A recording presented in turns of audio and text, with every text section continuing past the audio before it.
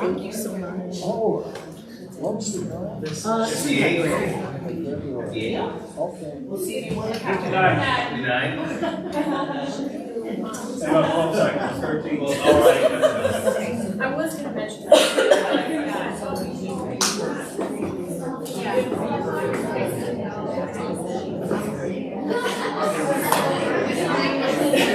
We'll just have to split it between Tim, Summer, and Nick.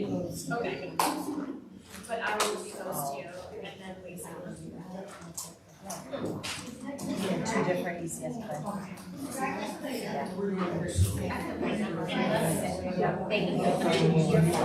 Just gotta give them notice if they're hours of shooting.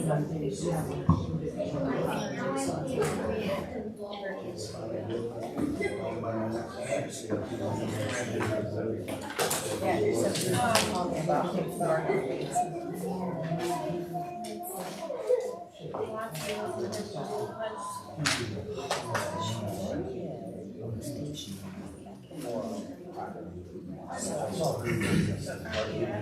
Ready? Everybody in place.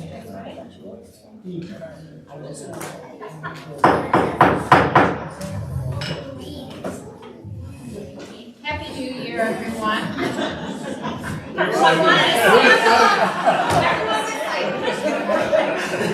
They're rolling.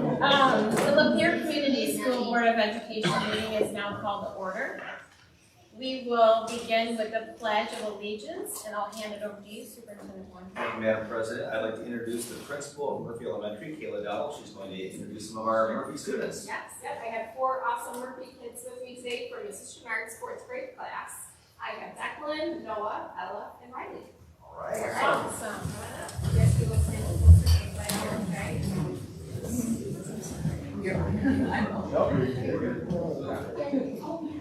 I also have some siblings of my Get him up there. Yeah. It's a family deal, right? Allegiance to the flag of the United States of America and to the republic for which it stands, one nation, under God, indivisible, with liberty and justice for all. Great job, guys. Thank you.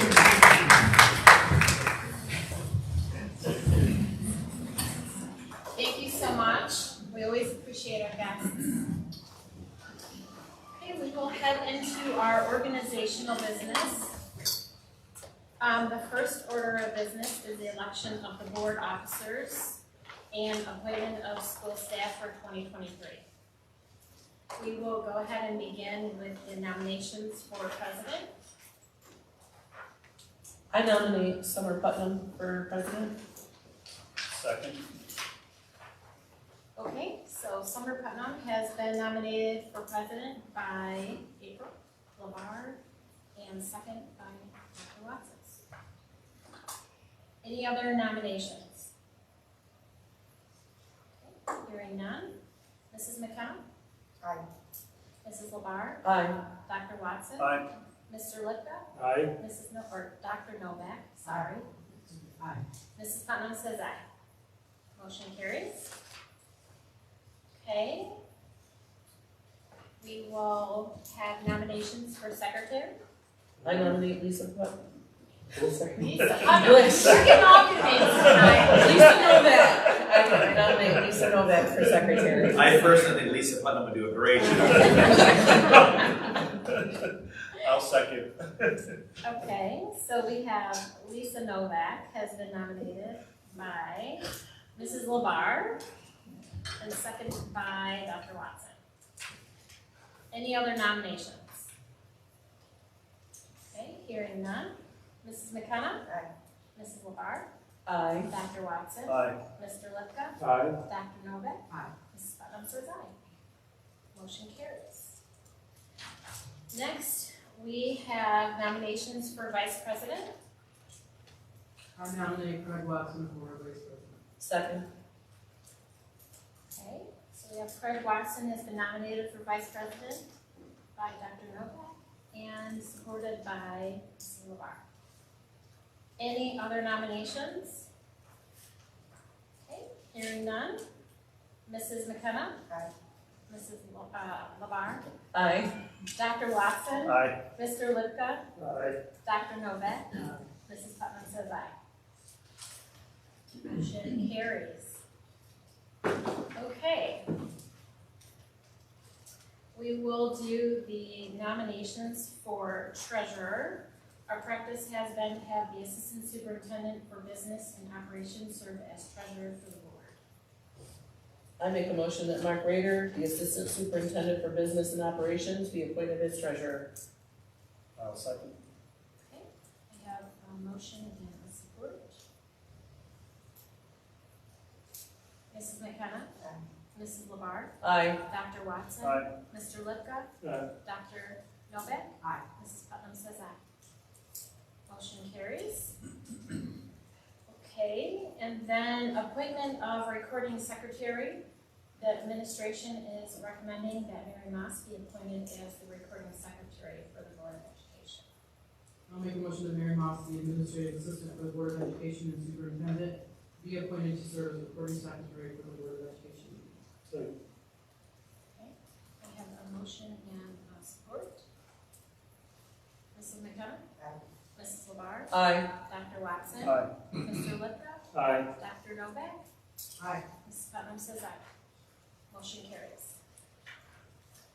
Okay, next on the agenda is appointment of board committees.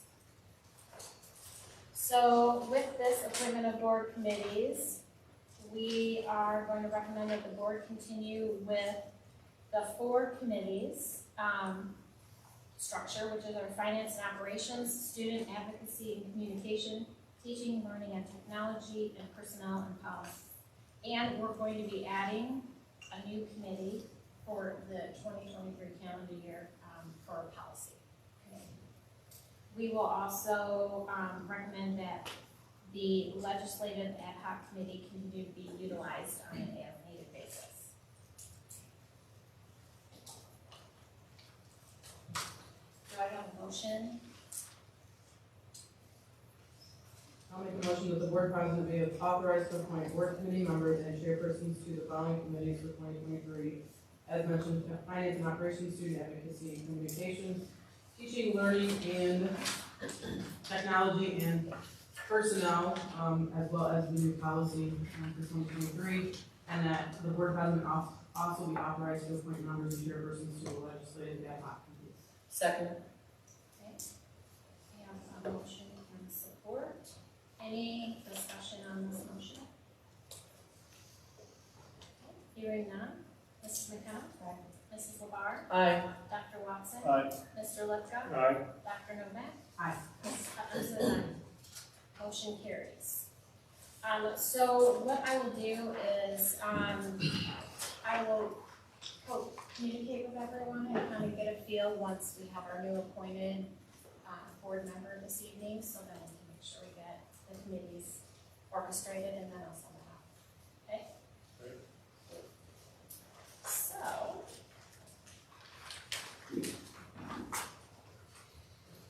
We will now go ahead and move into our board candidate interviews. So just, our former Lapeer Community School Board of Education trustee, Mr. Brad Hagedorn, was recently appointed the Lapeer County Commissioner. With this appointment, Mr. Hagedorn submitted his resignation as of December 31st of 2022. By law, the Board of Education must fill the new vacancy by the appointed within 30 days. The new member will complete the remainder of Mr. Hagedorn's term, which ends December 31st of 2024. The seat will be placed on the ballot in the November 2024 election for a 6-year term. This board meeting, being our only board meeting during the 30-day time frame, we will do our best to select the most qualified candidate to fulfill this seat.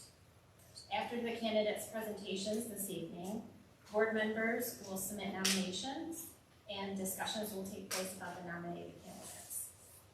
After all the nominations and discussions, then the board will vote on the candidate this evening.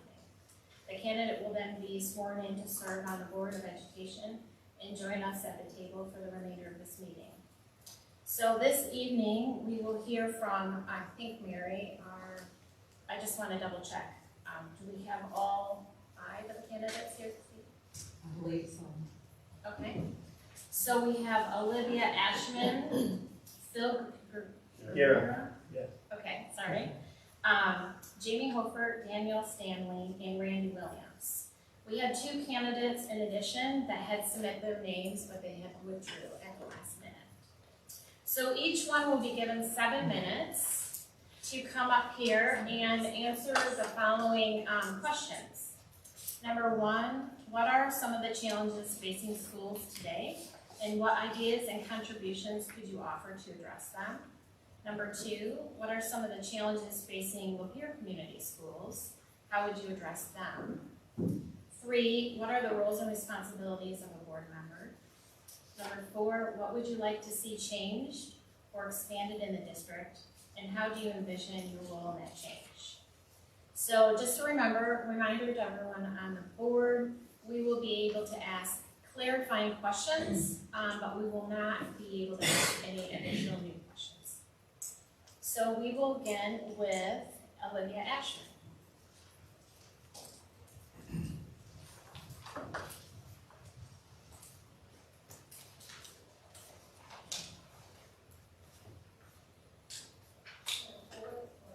You can just tilt it upwards and keep it up, don't need your voice up, yeah. Perfect. Hi, thank you for the consideration for this vacant board seat. My name is Olivia Ashman. In addition to being a resident of the Lapeer School District, I am also the mother of 2 young children. My oldest will be starting kindergarten at Irwin Elementary this fall. I lived in the Lapeer area for a large portion of my childhood, and when my husband and I moved our young family to this area almost 2 years ago, we were confident that raising our children here was an excellent choice. I believe I can offer the board a fresh perspective as a parent of young children who are about to enter the school district. I think it's vital to have parents on the school board as they are interacting with the district, staff, and students every day. My personal goals for this vacant board position are to support and enhance the education and well-being of students in our district and to be involved in the community. I have prior work experience at a local chamber of commerce, so I've seen firsthand how important it is to have community members actively participating in vital community functions. I just don't have any questions. Yeah. So starting with number 1, I think a big challenge facing schools today is supporting the mental health of students and staff. While I understand that a school system can only do so much for each individual, I think if more opportunities were created for students to participate in extracurricular or community activities, that could help. Especially if those opportunities are accessible to students who may not have financial resources available even if they desire to participate. Feeling like part of a community is an important piece of mental health support.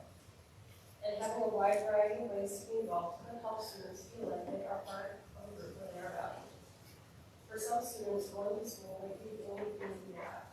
And again, it is not entirely the responsibility of the school district to be a student's only support system. But I think more opportunities that are not solely focused on education could provide a sense of belonging for students. Another challenge that I see in schools today are staffing shortages. And I know it's selected for this vacancy, I have a lot to learn about school budgets and funding, and I'm committed to doing so. At this time, I don't have a concrete detailed plan for how to attract more quality educators and staff, but I do think that's an important issue that should be prioritized. Number 2, bringing focus to the Lapeer School District, I spent some time looking over the information available on the school board website. Looking at the goals posted there, I would say increasing core subject proficiency and college readiness are a top priority. I think in addition to empowering educators with resources they need to help students in these areas, it is also important that students and their families are equipped with accessible resources to help them meet these goals. I think it's crucial that we support not only the students in the district, but their families as well, to give students the best foundation possible. Since family name is different for each student, I would also like to ensure that the district is willing and able to adapt to varying student and family needs. Moving on to the roles and responsibilities of the school board members. From what I have learned, the school board members are tasked with establishing setting goals for the district, ensuring that the goals and budget are aligned, curriculum approval and review, staffing matters, and keeping the grades to facility needs. However, the board does not function independently, and it is essential that there is a solid working relationship with the superintendent and administration that's built on trust and shared drive to keep the district and students forward. And finally, two things come to mind in thinking about what I would like to see change or expand in the Lapeer School District. I know that I am not yet actively a member of the school district parent community, but from what I've seen and heard, mostly on social media, there seems to be a lack of support and faith from the community in the district.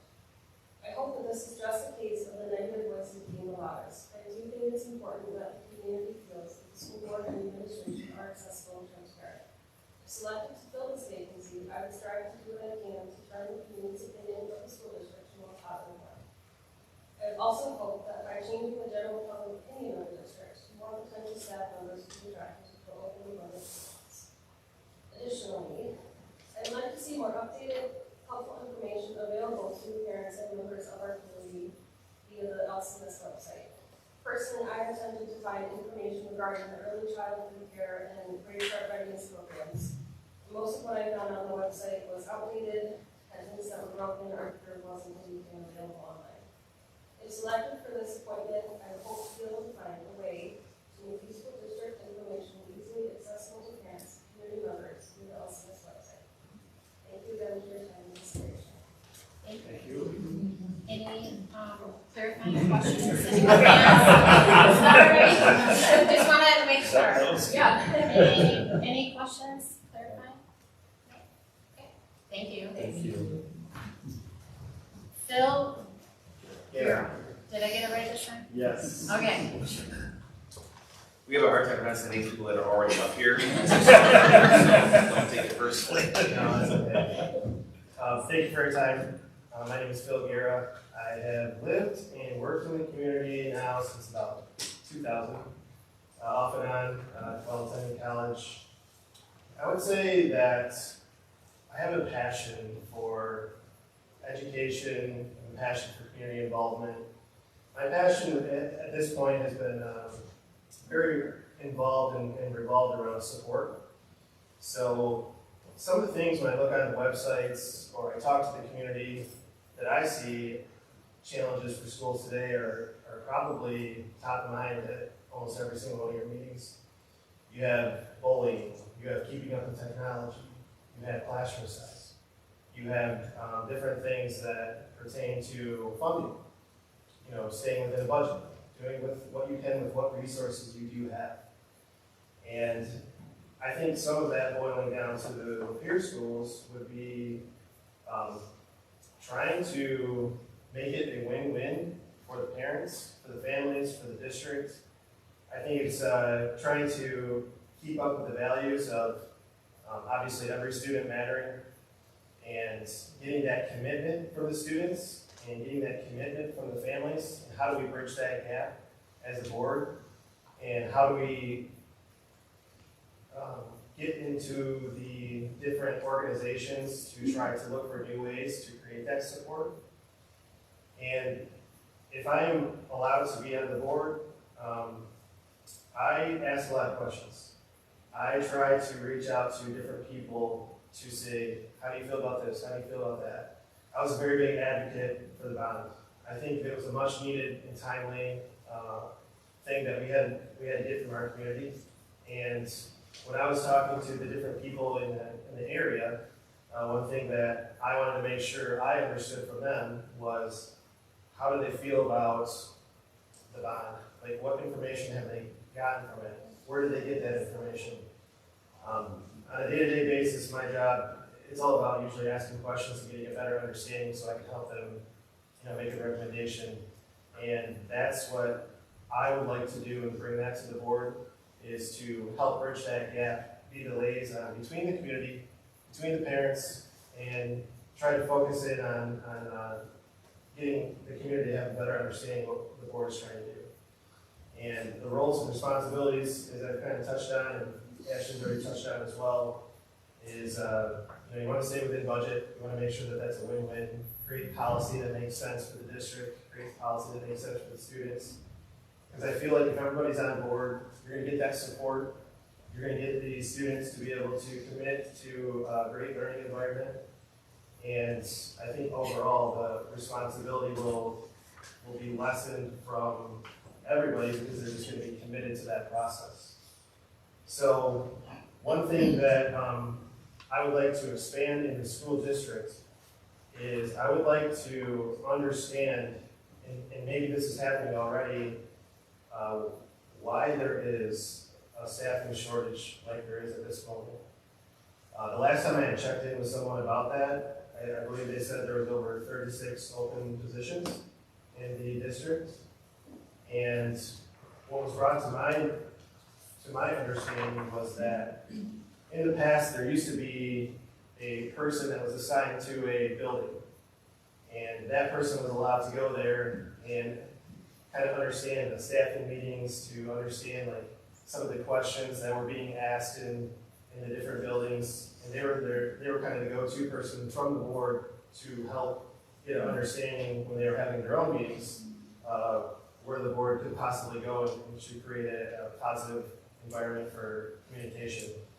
And I would like to possibly get back to that, to be an influence and be able to really just get a pulse on where is there a disconnect if there is one, and how can we help retain staff that is obviously qualified and committed to keep them within our school district and to try to make Lapeer more of a destination if that's a possibility with some of the people that want to leave.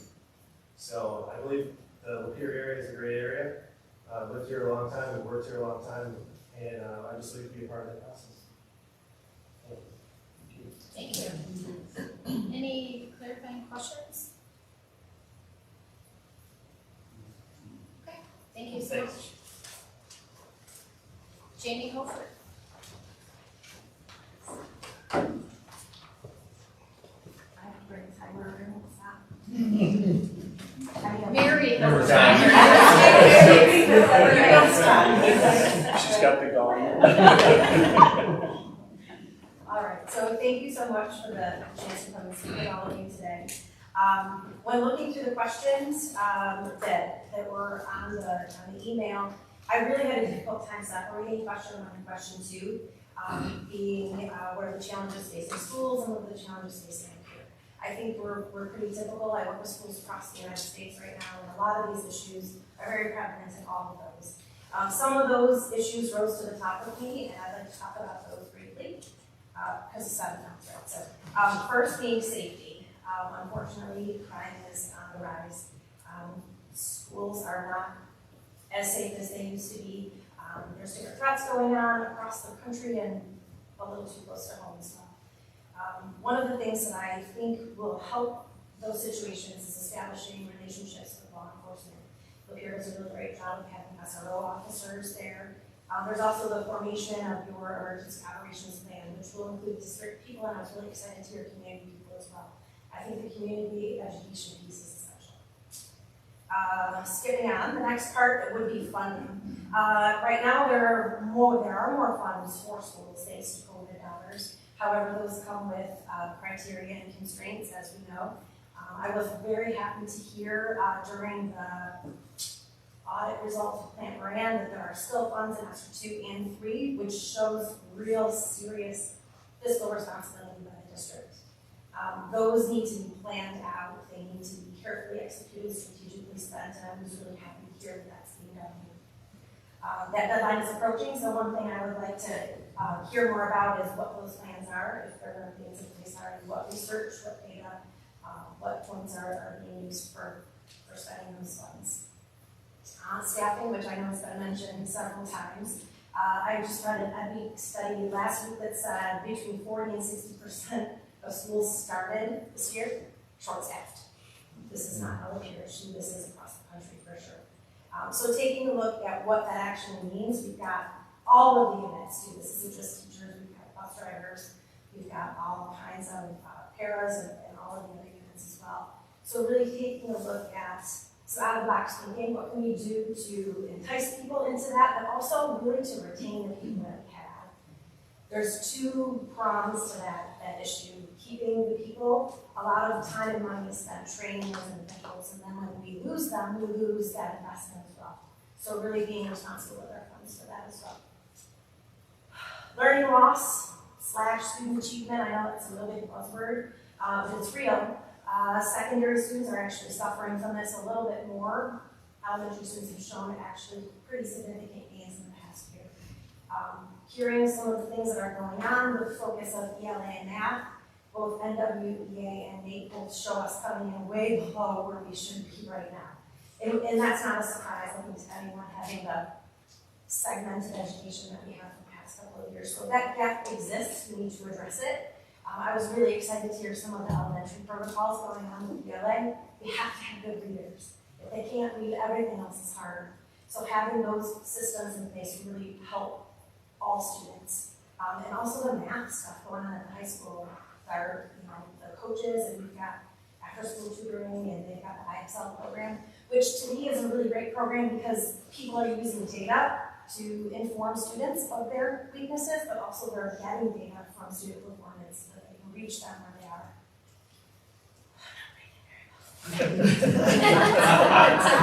It's not a lot of time. So skipping on to question 3, the roles and responsibilities of board members. Just a quick perusal of the MASB website.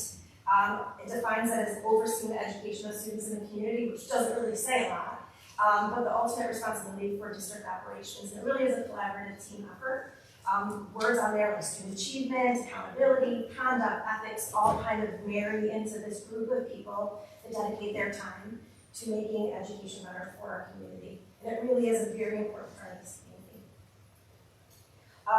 In summary of that question, we've got things like a board member would need to be informed, non-partial, collaborative, play an active role, ask those questions, be involved, find out the information if you don't know it, and they're really responsible for the health and advancement of the district in some capacity.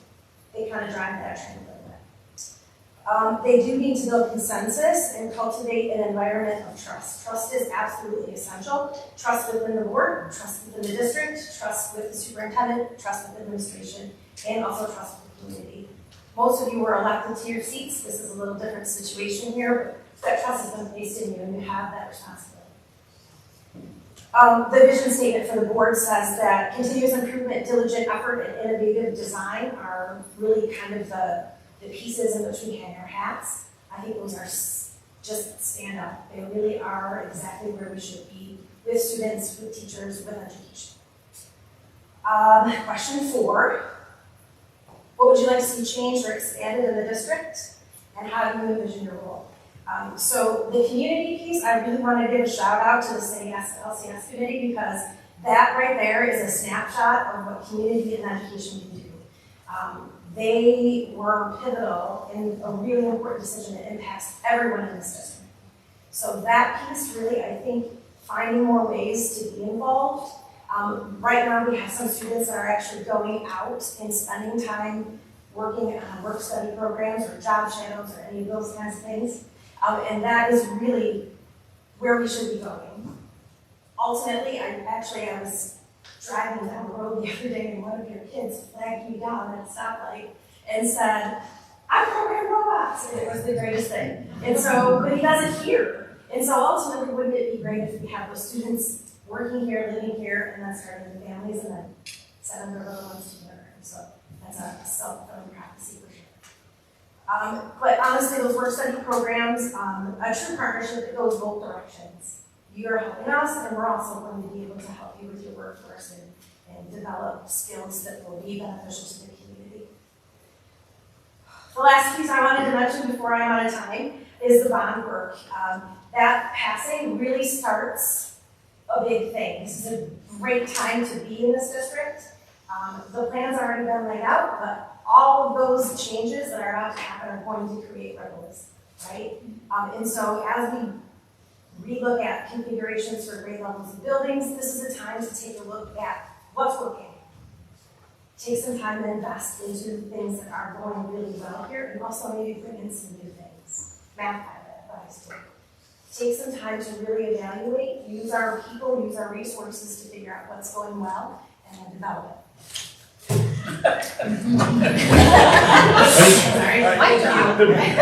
How much time is there to spare? I didn't look at her on purpose. She had me gone, she was like. Okay, any clarifying questions? Okay, thank you. Okay, Daniel Stanley.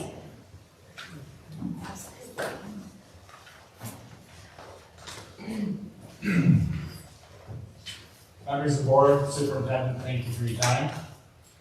My name is Daniel Stanley. I'm a lifelong resident of Lapeer, the city of Lapeer, and former student of Lapeer Community Schools. I have a sibling currently in the district, as well as a bunch of friends' kids. I'm getting to that point where my friends are having kids. I was a 2020 graduate of Ferris State University, one of the very first of the dual enrollment program that the district now has, which set me up for a lifelong success. I also served as the committee chairman for Boy Scout Troop 144 here in Lapeer, so I do know what it takes to work as a team. And one thing that I would definitely say is that I am old enough to relate to the taxpayers. I know what our dollars look like going into the school district, but I'm young enough that I can relate to the students. Going on to the questions, as one of the others already mentioned, 1 and 2 kind of tie together for me.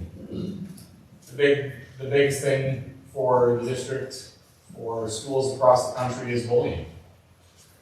It's not something that's uncommon, that's been uncommon for generations, but unfortunately with the social media age, it has gotten worse. And I believe that for not only the country, but for your community schools, that looks to be just revision of policies, which I know our board has done. Potential training for our students and staff. You know, I know there was training done back in 2022 after the events that took place just south of here in Oxford for active shooter training, and I believe that there's room for that to even continue. Another thing that I know that does hinder our district as well as the country is technology. Technology is always evolving. Computers are considered obsolete 6 months after they're manufactured.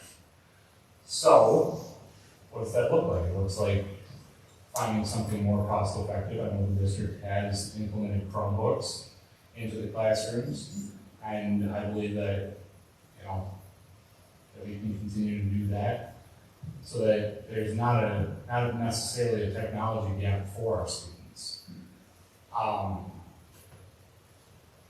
Honestly, the thing that I think is the most challenging is the safety and security that I touched on.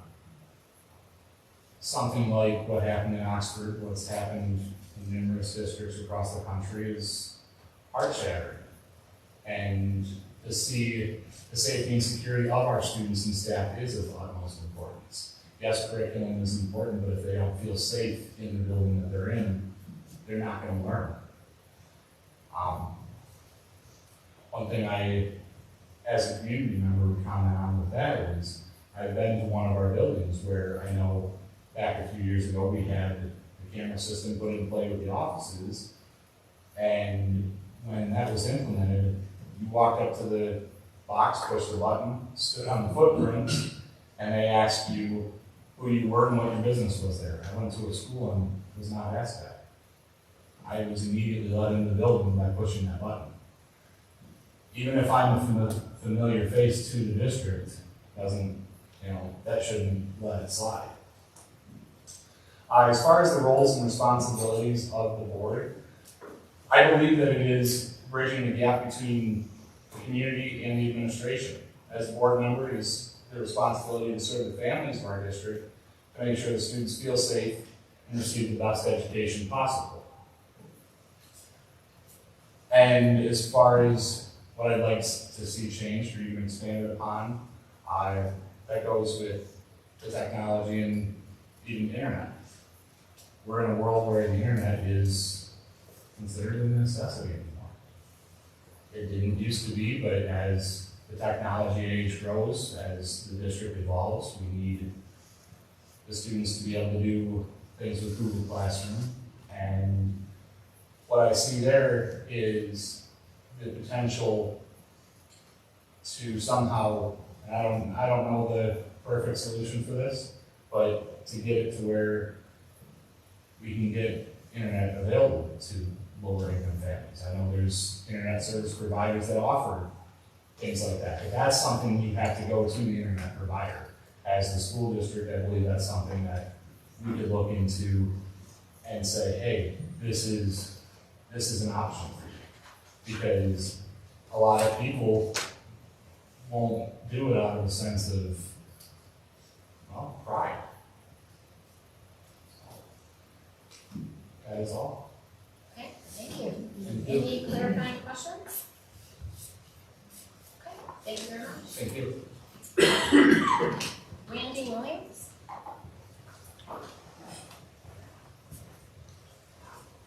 I don't envy you, you got some tough choices. I thought maybe I should just withdraw my name because of qualifications that some of these other people have brought forward.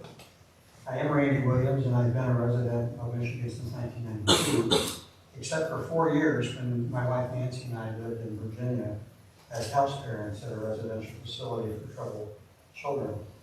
All of my Michigan residency has been here in Lapeer County. So since 2012, I've served as the Executive Director of the Center for Discipleship. We call it the C. Our purpose is to equip, encourage, and network men, women, and families to better engage in serving their churches and communities. In this position, I am privileged to help assemble and manage the Lapeer County School Prayer Walking Network. We now have pairs of individuals involved weekly at almost every building in Lapeer County. And that's huge. The prayer covering is huge. And they have been providing that prayer coverage and building relationships with staff and students. It's quite successful, and it's become a model for other counties as well. I personally walk the halls of Lapeer High School in Chatfield, and my wife Nancy and her prayer partner walks every week at the Edtex home. Nancy and I have 3 grown daughters, 11 grandchildren, and 9 great-grandchildren. Believe it or not. I know I don't look old enough. 3 of our great-grandchildren are in Lapeer Community Schools. Our oldest is Noah, and he attends school at Elder Lunch. He just absolutely loves it. And his little sisters, Hadley and Layton, are not too far behind. And I'm not sure, but I believe the Hadley name came because of, anyway. So you've given us 7 minutes to help you know who we are. And I'm reminded when I read that, I was reminded of serving as a volunteer for Promise Keepers back in the 1990s. And they planned this very large men's skating event at the old Silver Dome down in Pontiac. Some of you may remember that. And Promise Keepers was well known for their 7 promises. And as a volunteer, I was asked to help put together what they call their wake-up call event in a region to help promote interest in the big skating event. So we did that, and we had a miracle happen at that event because we had invited 7 pastors to speak for 7 minutes, each one on one of the 7 promises. And they did it. You can never know what you might run into when you hand a microphone to a pastor. But that event drew over 600 men, that wake-up call, up in Sandusky, Michigan, and the Silver Dome event had an attendance of over 72,000. Today, unfortunately, schools are faced with the effects of a culture spiraling out of control. Absent the influence and involvement of strong families, parents, the agenda to sexualize our children and indoctrinate them into aberrant lifestyle choices is advancing right before our eyes. Even some teachers' unions have aligned in dangerous ways with this issue, trying to limit parental rights. This has far-reaching and dangerous effects on our children. Solving this societal issue is much larger than the scope of a single school board, and it requires reaching the hearts of men and women, fathers and mothers, in tangible ways, and instilling new and renewed commitments to help to build and rebuild strong family values. Here in Lapeer, there are a number of issues to wrestle with. The millage and budget issues in which voters lack understanding and are not activated, apathy in the workplace, the workforce, and a lack of qualified candidates for bus drivers, aides, substitute teachers, and so on. One very big issue, in my opinion, is the lack of parental involvement in engaging in the education, the training, and the safety of the children. Communication is essential here, and thankfully the district is providing parents with multiple methods to connect, receive help, training, engagement, and involvement in that process. It's essential. I'm excited to be part of that answer by helping to raise the awareness of the district resources that are available to parents. The greatest need as a board, I believe, is communication, collaboration, and cooperation. We are more effective as a unified whole than as 7 individuals.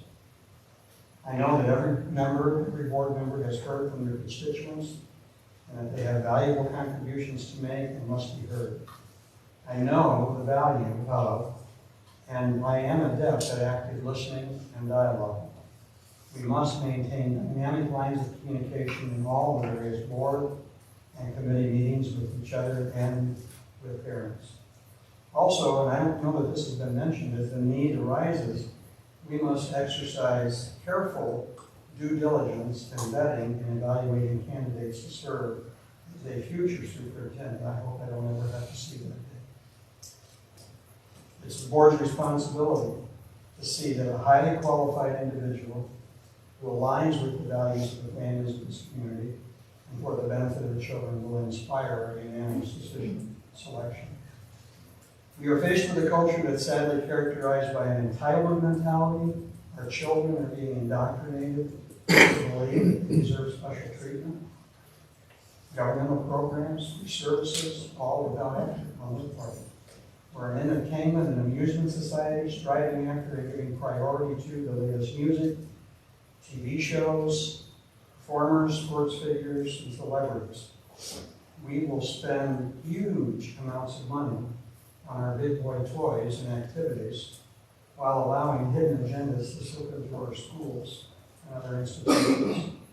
We don't want to be bothered by responsibilities as a society and commitments. We're apathetic, lethargic, even in our churches when faced with cultural problems. The Holocaust happened in World War II in Germany because those who should have been standing against it didn't. Those who knew better stood idly by and let it happen. Sadly, as a result, over 6 million people perished. Today, I refuse to be counted among those who knew something was wrong in our culture, had the ability to do something about it, and knew that there needed to be something done and did nothing. Our children are at risk. Our culture is headed toward lawlessness. In other words, everything becomes legal, including demoralization and abuse of our children.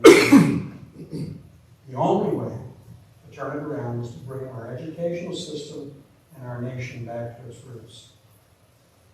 I'm qualified, I've got a lot to learn, I'm motivated, and I'm excited to fill this vacant trustee position, complete this board, and do the hard things together with you to make a difference and to turn the tide for our students, schools, and community. Thank you for the privilege of your consideration. Any clarifying questions? Okay, thank you very much.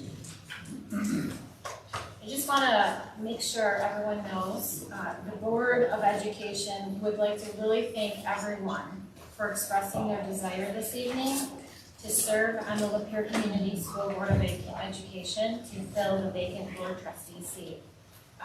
We really truly appreciate all the interest tonight and all the hard work that you put in all these responses. I'm definitely going to make our job very difficult this evening.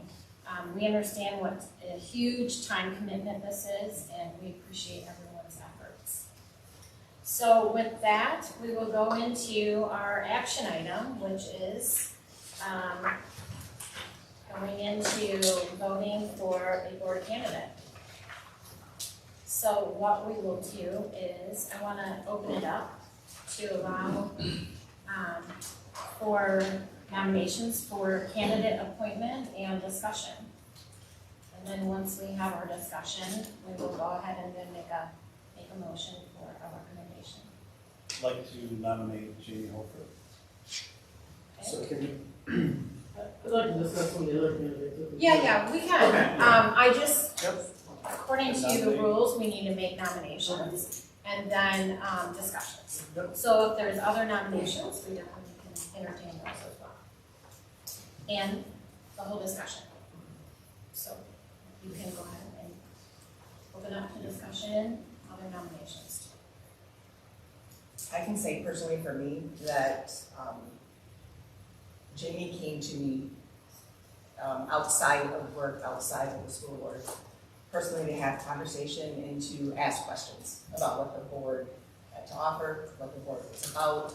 And I've seen her in the community myself personally, and she would always stop and talk and see how things are going. She also has a glowing recommendation letter here too from another school member who unfortunately is not here tonight. They wanted to come and speak on her behalf and be seen on her behalf, but they were not able to come. So if anybody wanted to read this, you're more than welcome to.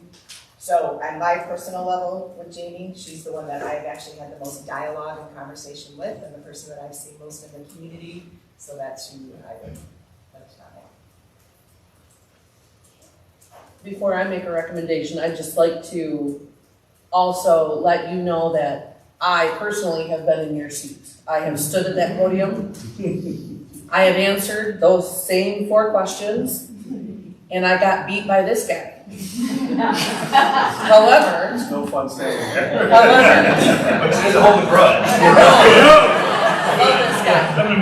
But I want you to know that because of your passion, if you choose to continue in this avenue, if you want to be a board member, I encourage you to attend meetings.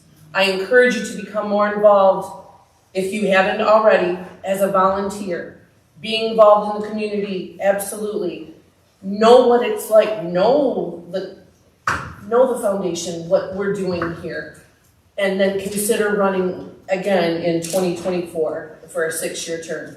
Because I see a lot of passion. I've heard a lot of passion. I was that passionate one too, and I got beat, and it just gave me that much more resolve to run with this guy when it was my turn. And thankfully the community, wanted me as well, but I hear so much passion in your voices. I really do. And it's very difficult to have to select it down to one. And please know that just because you weren't chosen doesn't mean that we didn't listen to all you said. I don't know if anybody knows, but I wrote a lot of notes. I'm the note taker. And I appreciate the time. I know it's aggravating standing up there knowing that you've got 7 minutes and you're in front of a bunch of people that you may or may not know. But I appreciate the time that you have taken in showing your desire to help serve this community, because that is what we are. We are a reflection of the community in so many different facets. We all do different things, and all of us are parents of kids that attended Lapeer Community Schools, and we're here for not just our own kids, but for the community. And if you desire that as well, please consider running. That's it. She was bashful the whole time. I must have missed the bashful Used to be shy. I think she said she used to be an introvert. Yeah. I don't believe that now. You gotta run through Lisa's strength finder again. I think we may have been off. I just want to say that I am so impressed, you guys. Like, I feel like I put this plea out last meeting to say, please, we need some good candidates. And I'm just glowing because we've had some amazing candidates. So from a parent of, young kids that is coming into the district, to an alumni, to a grandparent, great-grandparent, I'm just like, wow. And I just hope that you guys stay involved, please. Because, we need the church to be more involved. We need, this community partnership. And so I'm just ecstatic. And honestly, I would like to nominate Randy because I just felt like his wisdom and just the things that he mentioned were exactly what I'm looking for.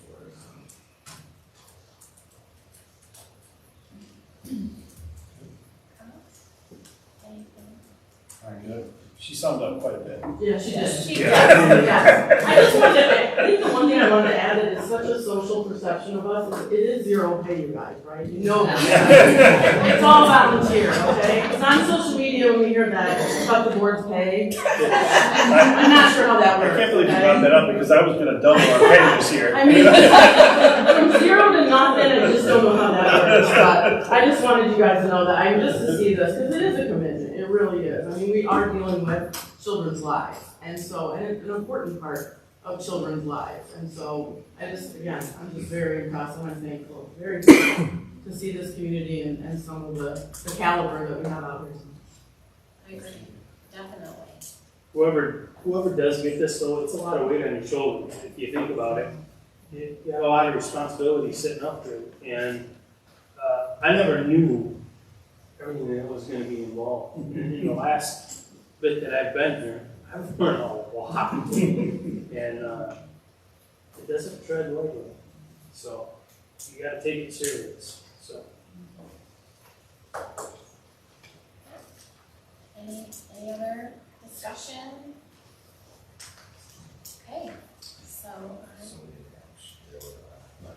I did hear a nomination for Randy, so I do know we have two nominations on the table, Jamie Hofer and Randy Williams.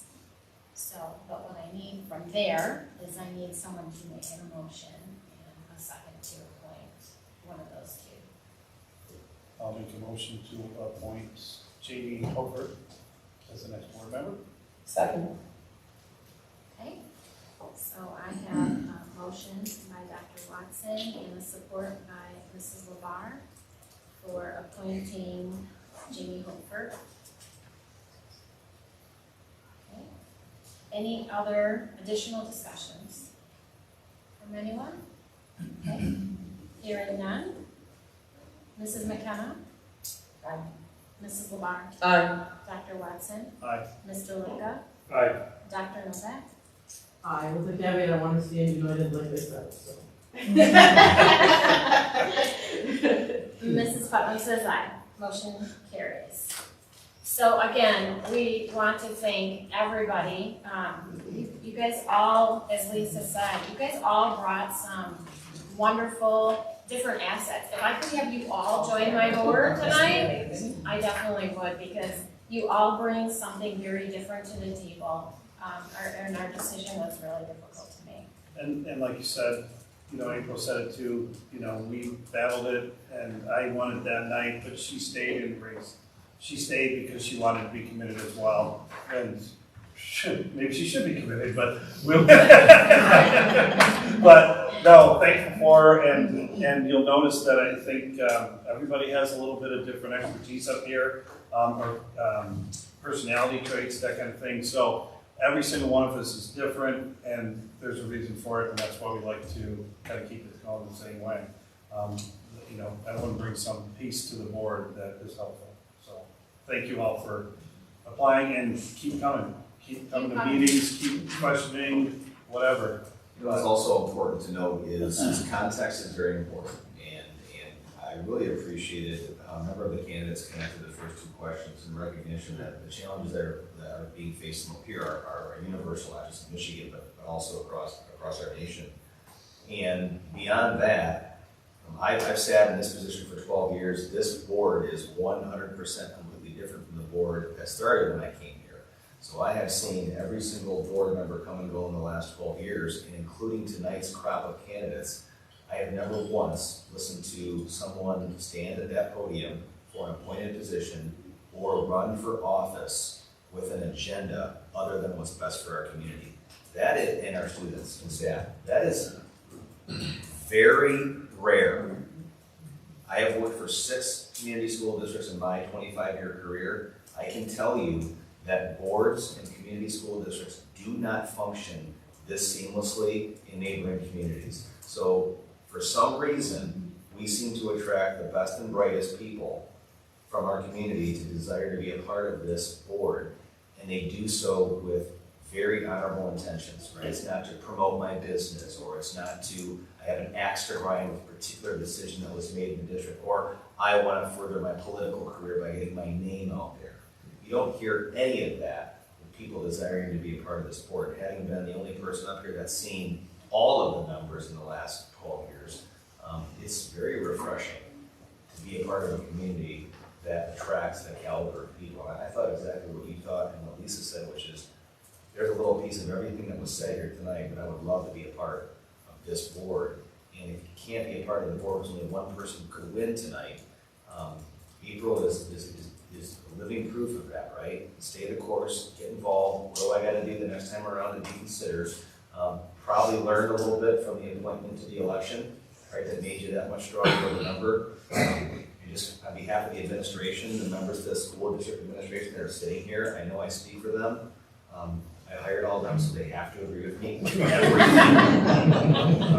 That's not true. They very rarely agree with me, which is part of the problem. But I know I speak on their behalf as it relates to how impressed the administration was with what came forward this evening. So thank you so much. You guys all mentioned it's not easy to stand there and be judged, and we appreciate it. And a big piece is, we do have the bond, that we have a lot of work to do, and we're gonna have to really connect with the community as we go through that process. It's a big area where you guys can really continue to help us and be a part, and that's key. And the community sees that, and it really goes a long way with next elections. So, okay, appreciate everyone. So, Jamie Hofer, will you please join us up here at the table? You can sit right there in that chair, ma'am, for right this second. You don't get the microphone to the next meeting.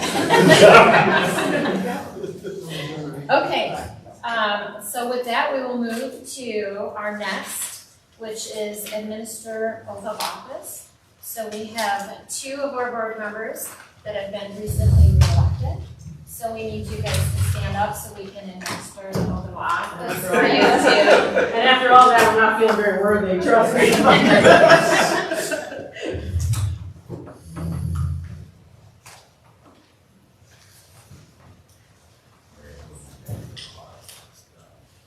Well, you want to do it over here so I can look at both of you, and then you have to sign a paper for the next 6 years of your life. It's kind of like a house.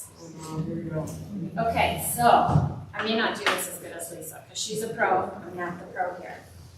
So this is the oath of office for the Lapeer Community Schools Board of Education for the term ending December 31st of 2028. That sounds like so do you accept the position of member of the Board of Education of Lapeer Community Schools? Are you qualified school elector of Lapeer Community Schools? Do you solemnly swear or affirm that you will support the Constitution of the United States and the Constitution of this state, and that you will faithfully discharge the duties of the office of member of the Board of Education of your community schools according to the best of your ability? Welcome aboard again. Nice to have you two ladies. 2028. Oh, Right. Nicole, I'll get you signed. Not really. That's just housekeeping and jump away. Right here and right here.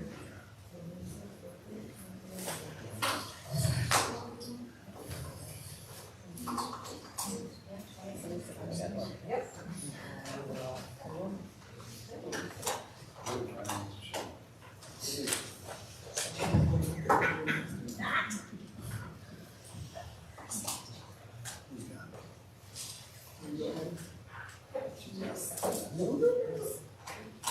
I'm doing the maybe, Yes, right? yes, can you? You can stand. Yeah, you're official, huh? We need to make it official. Maybe in front of the camera. There you go. All right, this is the oath of office for the Lapeer Community Schools Board of Education for the term ending December 31st, 2024. Do you accept the position of member of the Board of Education of Lapeer Community Schools? Are you a qualified school elector of Lapeer Community Schools? Do you solemnly swear that you will support the Constitution of the United States and the Constitution of this state, and that you will faithfully discharge the duties of the office of member of the Board of Education of Lapeer Community Schools according to the best of your ability?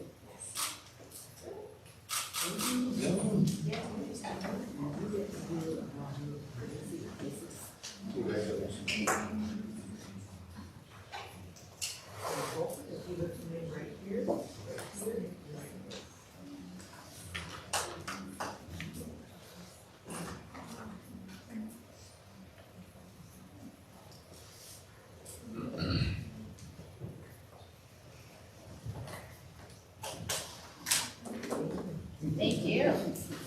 Congratulations. Welcome aboard. Now all the tough work begins.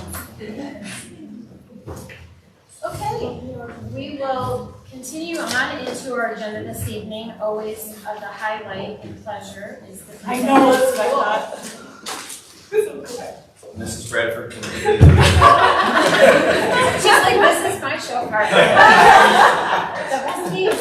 I'll turn it over to you, Superintendent Laundrie. Thank you, Madam President. Remind me to scold my central office leadership team at the end of the meeting. Duly noted. Despite what the clock says, we haven't been here for 4 minutes. Hey, who set that clock, huh? Like you're sitting in a high school classroom all over again, like, it's gotta be later than that. Okay, it is my pleasure to reintroduce Murphy Elementary Principal, Mrs. Kayla Dowdle, and she's got, I believe, some staff and students here with her to help present tonight on behalf of Murphy Elementary School. Sure, and am I clicking for You're myself? clicking, or- yeah. Okay, all right. Okay, so yes, as Superintendent Laundrie said, I'm Kayla Dowdle, and I'm the proud principal of Murphy Elementary. This is my first year as the principal there. We're going to talk to you about some awesome things going on at Murphy tonight, and I will introduce my helpers in just a second. The board goal that the Murphy team chose this year revolves around the Danielson framework, and if you're not familiar with the Danielson framework, that's a growth tool that we use as part of the teacher evaluation process. And the reason that we chose that goal is we can easily incorporate Kagan structures into Danielson. Danielson has 4 domains with several kind of bullet points under each domain, and many of those focus around Kagan. The reason that we chose Kagan, sorry, I'm giving you a little bit of a backstory here. So this year at Murphy, we have 6 new teachers. Out of 14 sections, 6 of our teachers are new. So if you think about it, that's about pretty darn close to half of our staff. With that, half of our teachers have missed out on the Kagan professional development that the other half of the Murphy teachers have had. So we really wanted to find a way to bridge that gap and really push a Kagan focus this year with our teachers.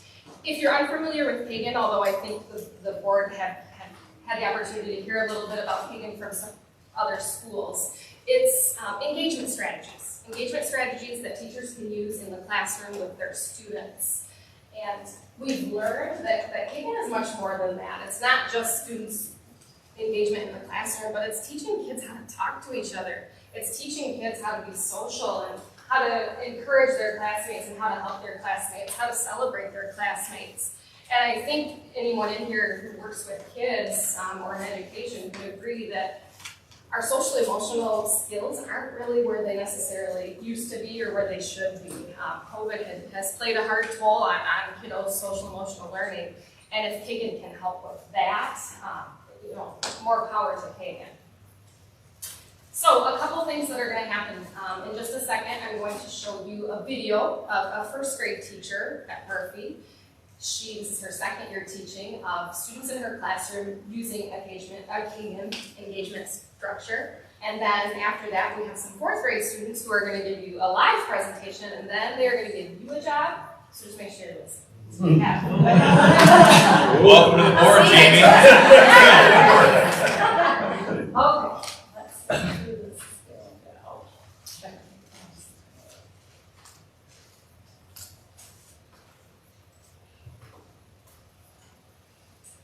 Today's number of the day is number 10. What is it? 10. Right? So we have been learning a bunch of different numbers, and we've been learning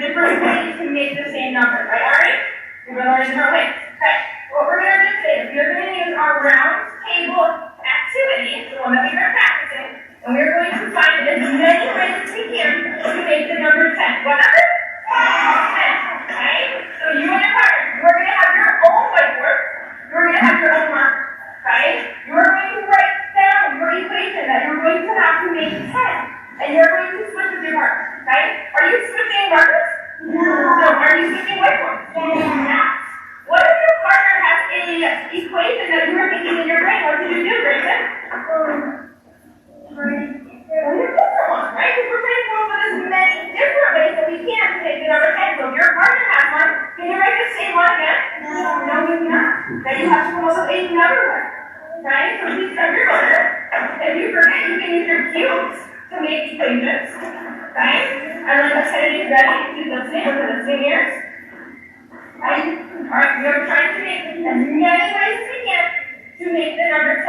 Are you ready? Yeah. Okay, I'm going to set a timer for 2 minutes. Okay, we're going to make as many ways as we can to make the number 10 until the timer goes off. Are we ready? Yeah. Alright, here we go. Ready, set, go. 1, 2, 3, 4, 5, 6, 7, 8, 9,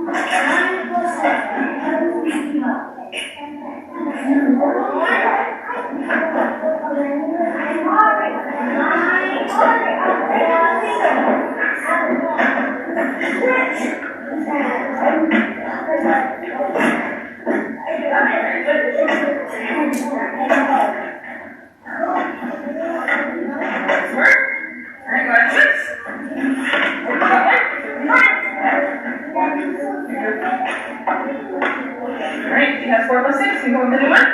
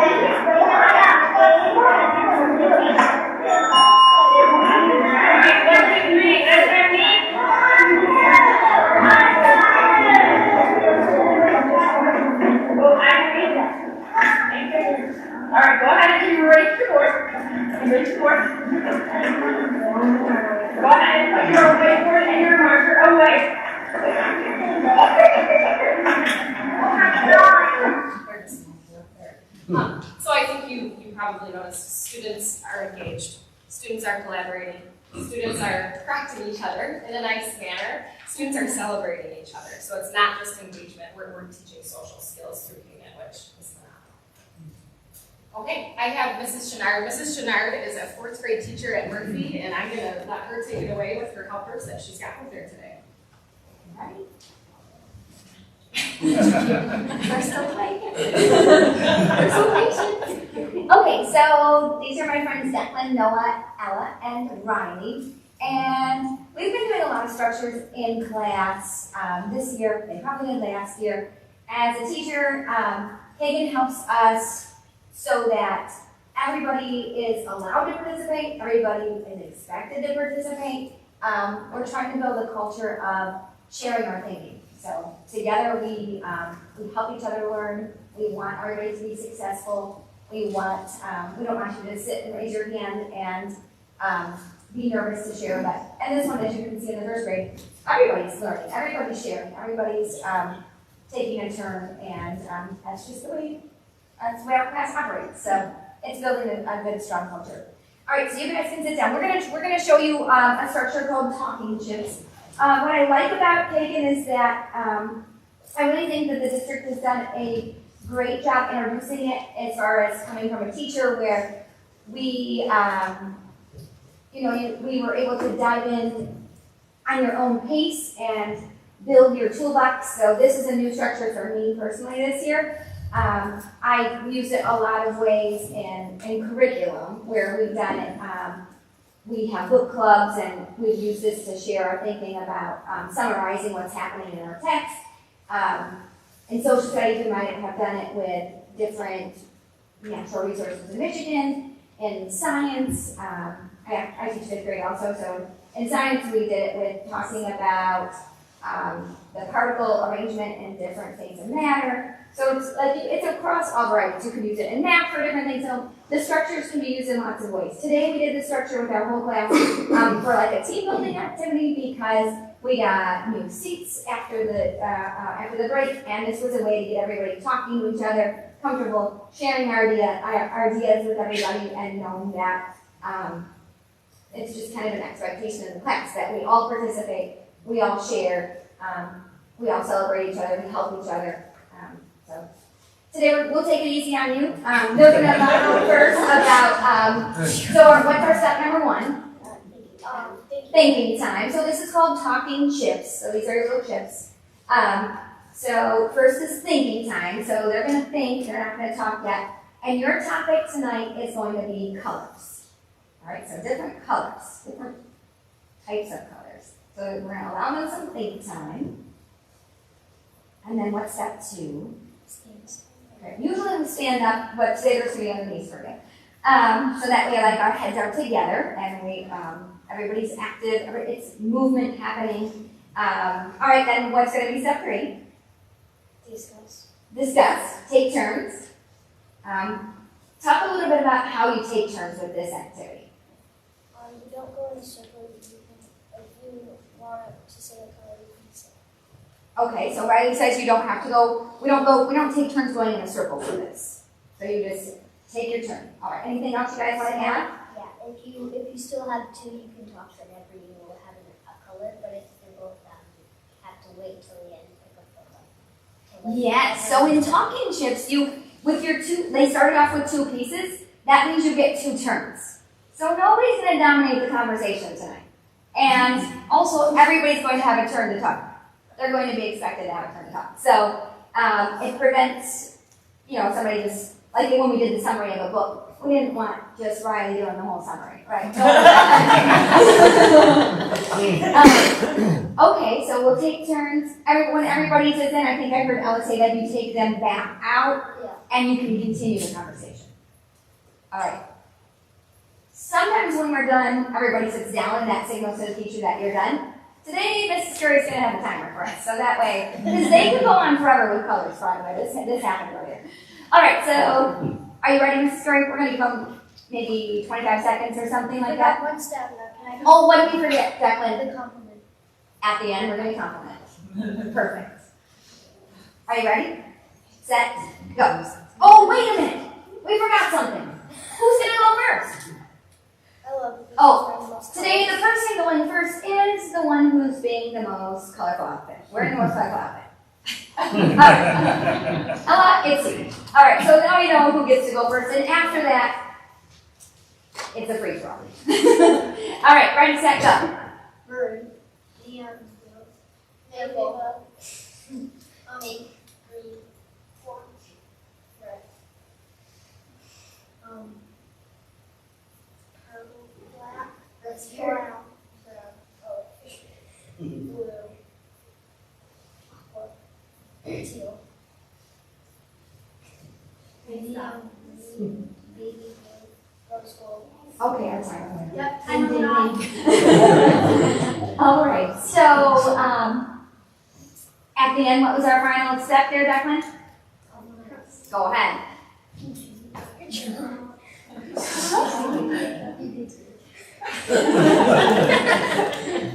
All right, after that, thank you. Thanks for your demonstration. All right, we're going to have, oh, wait a minute.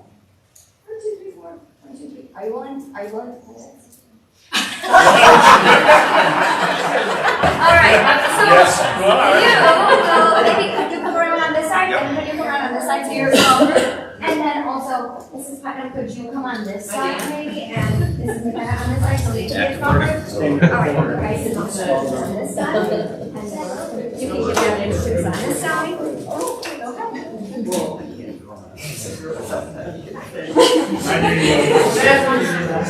Well, actually, they can say no. Everybody needs movement, right?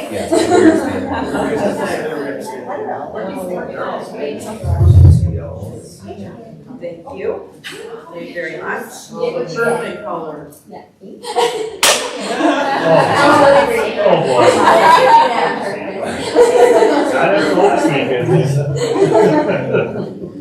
All right, so first what's our step number 1? Think time. We're going to give them some think time. Your topic tonight is going to be candy. Different types of candy. They're really good at this. All right, and you two are going to be the coaches and the teachers to help if they need any assistance here. And you two can help and coach on that side. All right, the person that's going first is the person whose head is closest to the ceiling when you stand up.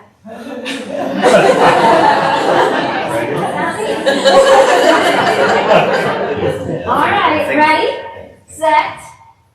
Oh, thinking time. I didn't give him enough thinking time, you're right. 5 seconds. Different types of candy. Ready, set, go.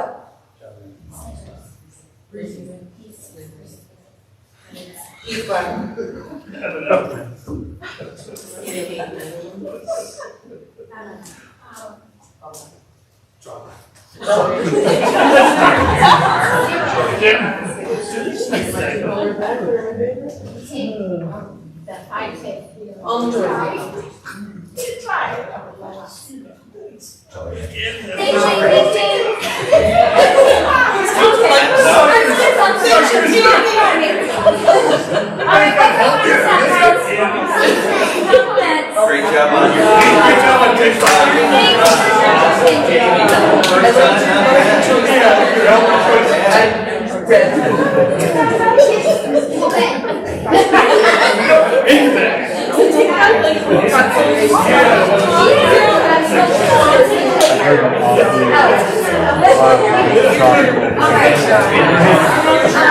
That's my advice.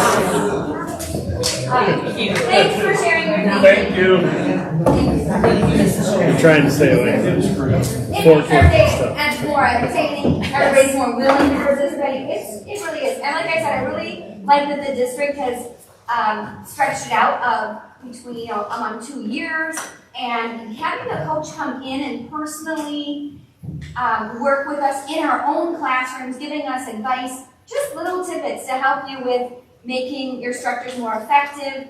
I really appreciated that. I think it helped me really grow as a teacher. I'm using them more. I'm more confident using the structures. So I think that this whole professional development, the Kagan structures was a good choice, and I really appreciate the way that you have followed through with supporting us on it.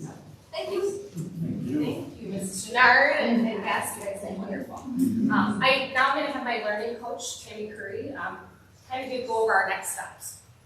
So Tracy kind of said a little bit about the coaching, but throughout the last 2 years, we have been supported a lot with the Kagan. We've had a lot of, well, I guess I shouldn't say a lot. We've had 4 days of Kagan professional development, and we have another one coming up. They're great professional development days. The whole day is like what we just did. So we're learning through the whole process. One of the things that was the best part of my training was having the Kagan coach actually come and spend a day with us this year. And then last year, she also came and spent a day. I was lucky enough to be able to go to every single classroom in the school and watch how she was coaching the teachers. And like Mrs. Chenard said, that she stepped right in and she helped every single teacher in our building, and it was amazing. I learned a lot from it. The structure you just did right here, she stepped in with a 4th, 5th grade split classroom, and the teacher was trying hockey chips, and she said, here, let's do it this way to practice. And so we used the same colors and candy, and it was great. Kids learned it, the teacher learned it. She said, oh yeah, that's how we can get it to work. We are supporting this throughout the year with coaching as well. In my coaching in the classrooms, I am strongly supporting the teachers in incorporating Kagan structures within their day. So if I'm in there for math, we're doing Kagan structures for math or reading, whatever I'm in there for, we're incorporating these structures into get student engagement. We also have a new teacher learning coach that's providing quick shots for our new teachers that haven't had all of the professional development. And then we're reinforcing the Kagan structures with staff during our staff meetings, our professional developments, or PLCs, just to keep it fresh in their mind and maybe learning new structures as we go. So, any questions about Kagan and how we use it?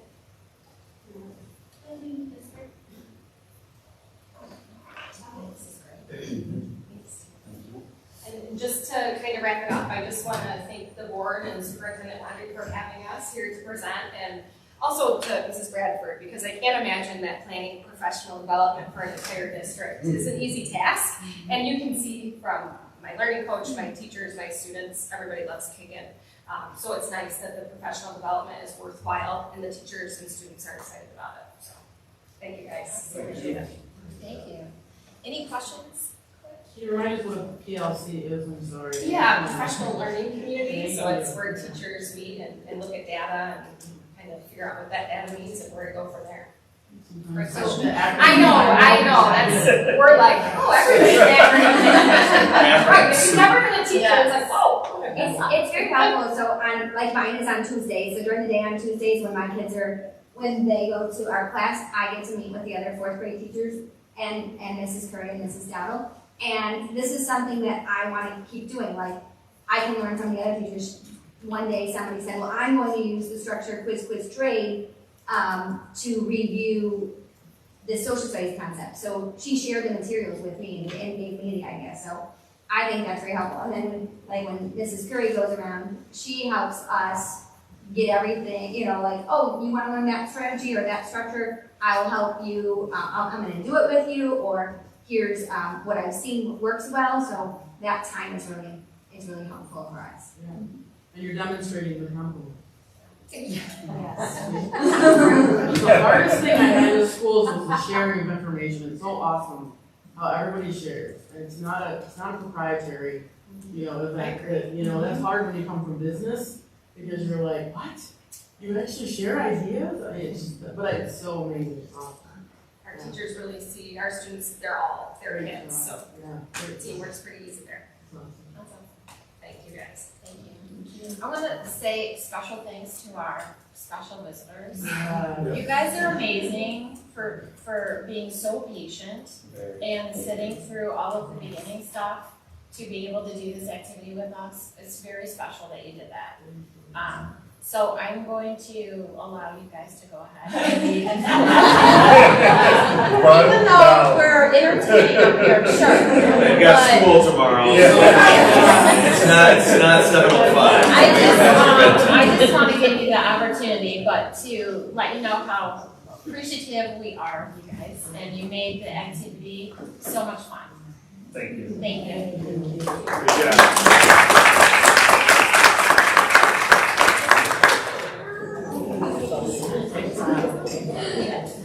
I think it is. It's okay. It's nice. I feel like I'm being done. No, I know it's not very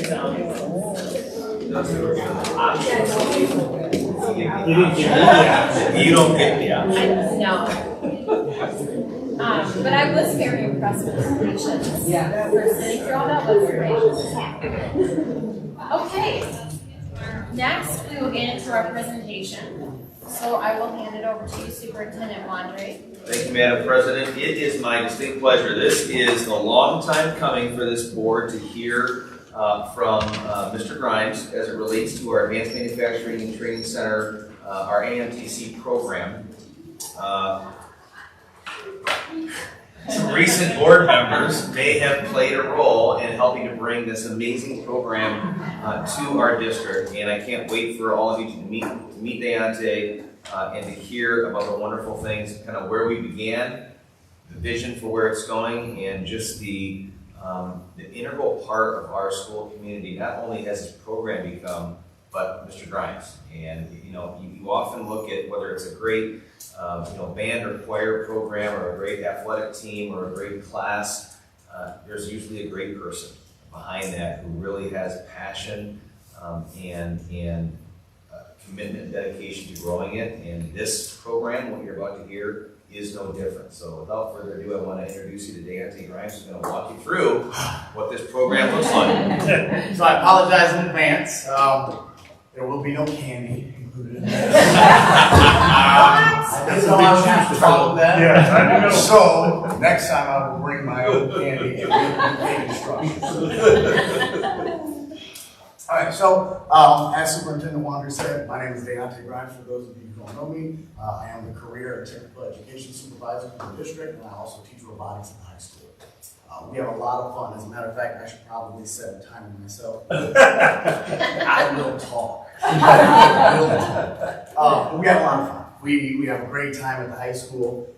We do a lot of interesting things, and my main goal behind teaching them different things is trying to start with why, and then that gives them the reason to want to do the things that aren't the fun part, right? So we have a lot of different things that we have to buckle down and actually commit to that aren't shiny and fun, but they're necessary. So if I can throw a little shiny and fun in the beginning, that kind of gets them to buckle down and do the important stuff. So, the program is based off of providing 4 types of individuals: operators, maintenance techs, programmers, and engineers. There's many different avenues that our students can take. Not everybody will love being a programmer. Not everybody will want to jump into engineering. Not everybody will want to be an operator, but we kind of dive into different areas of the industry and show them what's out there, what's available, and that way they can pick and choose for themselves what they want to specify, what they want to dive deeper into. The credentials that are currently offered for the high school students are listed above. I also brought rack cards, so these give information on our adult program and our high school program, and at the bottom there's a list of all the credentials offered. The high schoolers at no charge have the availability to acquire any of these for free. Absolutely free. We go into very deep detail on every one of these things because we want them to be successful. Rarely does my phone ever ring from a company that says, hey, just want to let you know, things are running great. Every single time my phone goes off, it's a, hey, Deontay, we got a problem here and nobody in our facility knows how to fix it. We need somebody here yesterday to fix this problem. So that's what we want to equip them with to do. Last year, our class breakdown, since it was the first year running the program, we allowed juniors and seniors to take the program. It is a 2-year program, so moving forward, it will only be juniors that are allowed to enroll, and then they will transition over as seniors. Last year, we had 11 seniors, and we had 11 juniors. So our class total obviously was 22. This year, we currently have 10 of those juniors move on to seniors, and we have 23 juniors.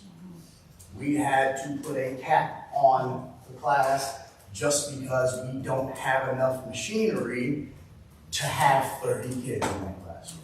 They have to acquire a certain amount of hours to get their industry recognized credentials, and for them to get those hours in, we have to, get people through each time. So we have 23 right now. Originally, the cap was going to be 20, and then we had one more, and then counselors came, and we fit one more. Oh, but we got one. All right. So 23, that's where we're at. So for a total between the two classes, we have 33. There's already been expressed interest from a lot of underclassmen that are excited about this program. They're wanting to take it. They've already talked to their counselors. So it's a double-edged sword. It's really nice to have a lot of interest in the program, but it's really hard to tell somebody, sorry, we can only fit this many people. So we try to make the best decisions that we can. First come, first serve. Make sure, we check to make sure that their absence are taken into account. So if you're not there, I can't teach you, right? I need you to be there with me so that we can go into detail with this stuff. Or if you miss 2 weeks at a time, 3 weeks at a time, and then come back, well, now everybody else is ahead, so now we have to try to navigate the time to get you caught up. So different things are taken into account.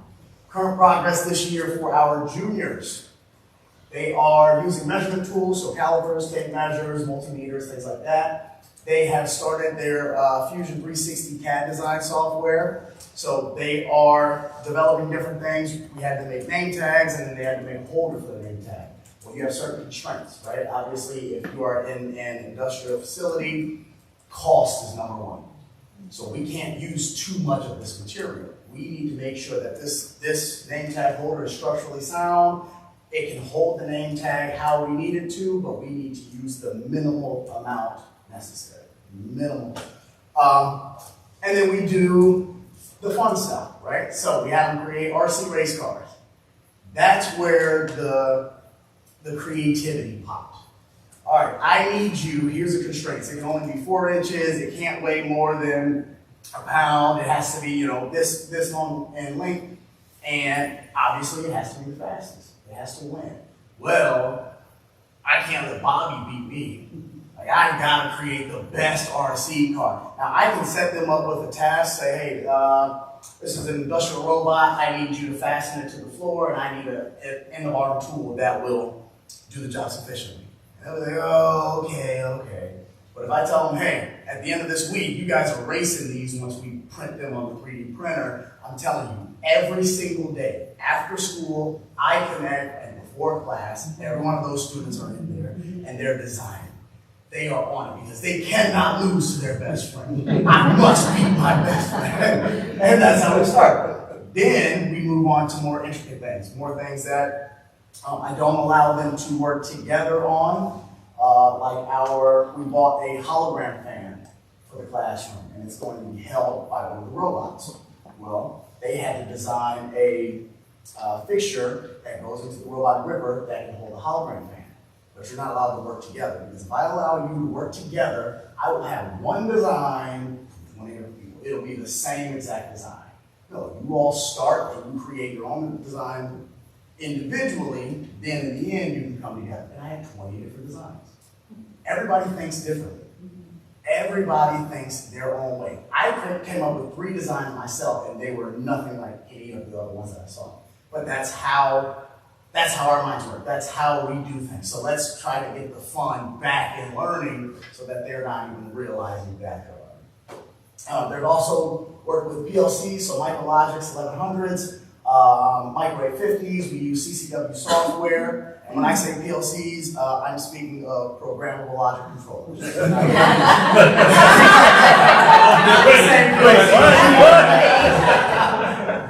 Disclaimer, there's only so many letters in the alphabet. You gotta read these acronyms. So, these PLCs control roller coasters, traffic lights, but most importantly in our industry, they control automated systems. So the robots are in there and they're going to weld the car. Well, they have to make sure that everything is safe inside the cell before they're able to go do their job. That's what the PLCs stand for. They make sure all safety gates are closed, everything, all e-stops are intact, nothing's out of the ordinary so that the robots can do their jobs or the weld guns can do their jobs or whatever. They're also working this semester, they'll be moving on to Parker Hannifin Pneumatics and Hydraulics.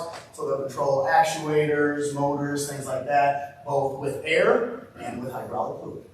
So they're really excited about stuff like this. Our seniors are currently working with their robotic programming.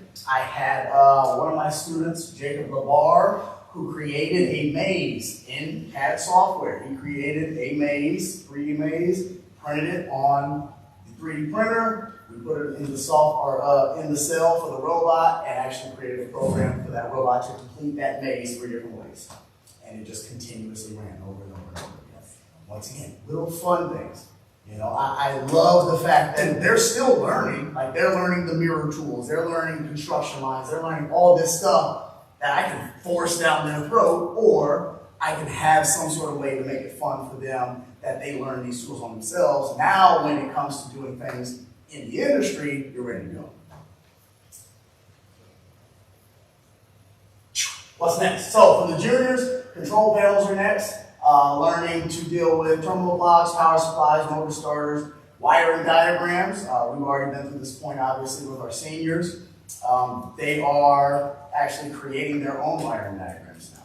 So last year they learned how to read a wiring diagram, see where our power comes in, see where everything leads, inputs, outputs, things like that. Now they're creating their own in the electrical version of the CAD software. And then external equipment. I purchased several photo eyes, proximity switches, things like that we're actually going to plug into the robot so that when a conductive material comes close to this proc switch, they'll send the robot to do a certain job. Or when that gate switch opens up, it'll automatically stop the robot. So they can incorporate their PLC programming into their robot programming into their external equipment. All circles back to the same thing. Working together. So, this is our adult program. This is Lapeer AMTC, Advanced Manufacturing Training Center. We open this program to any student who has already graduated that wants to come back and get an industry recognized credential. They can come back, any of these that are offered to the high schoolers, they can come back and get themselves as an adult. There's 3 different ways to enroll. So they can be self-paid. The individual can find or can pay for the program themselves out of their own pocket.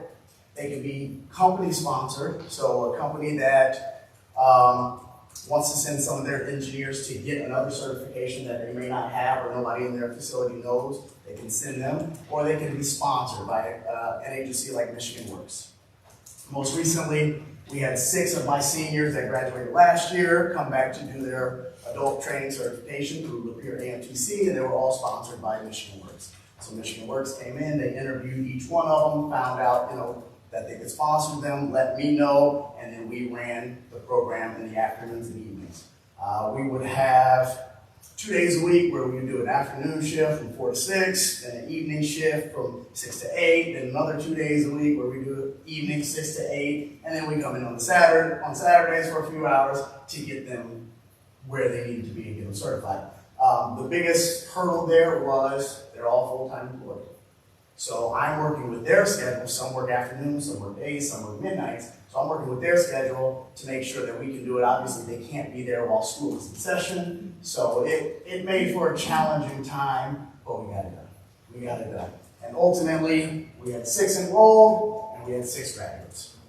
All of them full-time employed. I think minimum right now is $21 an hour, and we are up to $24 an hour for some of them. These are 19-year-old graduates. Correct. All with our Yes. this is without a single day in college. And a few of them are going to college. They want to further their career that way and still work full time. I did the same thing. We have a couple of them that are in an internship. So they're working 2-year, 4-year internship to make sure that they are qualified, or apprenticeship, to make sure that they're qualified for the position that they're wanting to be. And I mean, they're excited. I get texts all the time. Oh my goodness, there's some funny guys. Oh, there's some funny guys. I get texts all the time, like selfies in front of the robots. Didn't think I'd be doing this on Christmas Eve. It's awesome. It is really, really a great thing. I have to give so much credit to Jamie. Jamie did all the legwork for this program. I wasn't even here in Lapeer. She brought me out here. She got the whole thing up and running. And literally all I do is stand there and point at people and talk all day. She did everything else. But I love it. We have a great time. I mean, the students have a ball and they learn. I didn't expect to have so many meaningful relationships with high schoolers. I thought I'd come in, I'd be like, all right, this is what we're doing today. But when you incorporate the fun, they just gravitate towards it. And hey, Mr. Grimes, I got to print my own print tonight. Absolutely. And one shame on me, I will come in early and I will unplug certain things. Or I'll go into their programs and I'll change certain things. Hey, Mr. Grimes, this was running yesterday. I don't know. Figure it out. Because that's great. That's our job. That's perfect. I cannot tell you how many times I've gone to a site, I've set up a robotic cell, it was running perfectly, I left, and then Joe over there thought he could make it a little bit faster and starts changing some stuff in the program. Then I get a phone call, hey, for some reason it's not running. How? How could it not be running? I go out there, nobody's touched it. I take my backup, put it in, and show them, hey, this line of code is different than when I left. Oh, well, Joe might have touched it. Yeah, Joe might have. He might have put a finger on there or something. Well, yeah, that's what we deal with. That is literally what we deal with every single day. Somebody wants to make it faster, somebody thinks they can do it better. Sure, go for it. But when we got to come back out, just know that there'll be an invoice for that. I want them to be ready. So I'll go in there and I'll mess with their programs. We ordered 5 new 3D printers. I made them build them themselves. Here's the instructions. You take these, you split up into groups, and you build these. This will be your job. You have to auto level them. You have to calibrate them. You have to do everything yourselves to make sure they get running. And they were all running.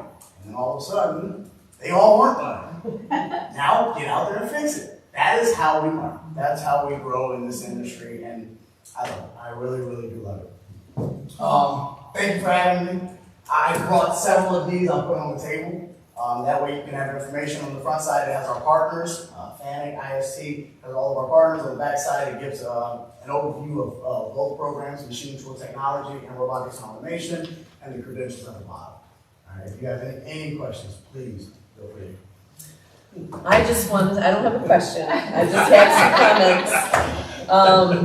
As a parent of a now senior, when he was a sophomore, we were interested in this pilot program that we were going to push out because we had talked about going to Ed Tech. We weren't really happy with the programming that they had over there and the instructor. My husband, who was a mechanical engineer at Chrysler, was very excited about this program. He passed away a year and a half ago, side note. But I wanted to let you know that Jamie was instrumental in answering our questions and making us feel at ease. And of course it was, right in the middle of COVID, all of that. And Jamie was, hey, come visit the facility, come take a look. We haven't hired a guy yet, but we think we got a guy. He's gonna be great. Jamie was wonderful and let us come in, even though we hadn't had an instructor yet, and we were so excited. And as a mom of a very uninspired, very not sure of what he wanted to do son, once you were installed as a teacher, and we did put him in the program, I have seen such a change in my uninspired son, who is now energetic about school, telling me, we have a thing where it's, hey, tell me about your day. And I have 3 boys, and I hear 3 different stories. And the son that never, we didn't do that, we didn't do nothing today. I hear about 20 minutes of engineering talk, and I'm not the engineering person, that was my husband. But I can only tell you that I know that he is smiling down on heaven, on you and Jamie, for the program that you have inspired him to want to be involved in. And the other kids as well. And I love that that was offered to us, and that, you know, we really didn't know what the program was because, again, you weren't hired yet. Okay, Jamie kept saying, it's gonna be great, it's gonna be great. And I am so grateful to our school and Matt and everybody involved in that, Michelle, all you guys, for bringing this program to Lapeer. Because the excitement that these kids get in playing with Mr. Grimes' and their toys. And, you know, I heard about the whole 3D printers and how they had to look and see which ones to buy. Like, you made them research. Yes. Before you purchased. Yes. You made these kids. Absolutely. I mean, the fact that you gave them that responsibility, I mean, you know, I would have thought, oh, just pick the most expensive one and just call it good. But the fact Mark, this is the problem we're running into. This is what I'm talking about. That's why she's not on the financial. I'm not on finance.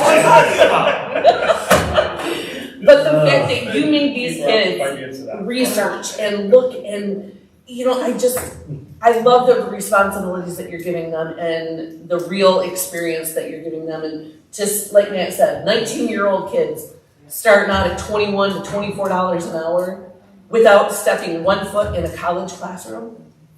It's phenomenal, because we know that college is not for every kid. And the fact that we offer other alternatives for these kids to succeed and to become valuable young men and women, I love it, and I thank you for your engagement and what you have brought to not only this program, but to this district and to my family as well, Deontay. So thank you. I just have to say one little correction. I cannot believe, Deontay, that you didn't think that you would have these connections with these kids. I think everybody gravitates to you. You have that gravitating personality. So just like she is not an introvert, you, my friend, definitely have that natural gravitating connection with our students, and this topic is phenomenal. Like, I just want you to know that my daughter didn't even have you. She just had you as a powder puff coach. And she's all I can hear about it. Yeah. Well, we made the football in the 3D printer. So I needed to you have done phenomenal to this program.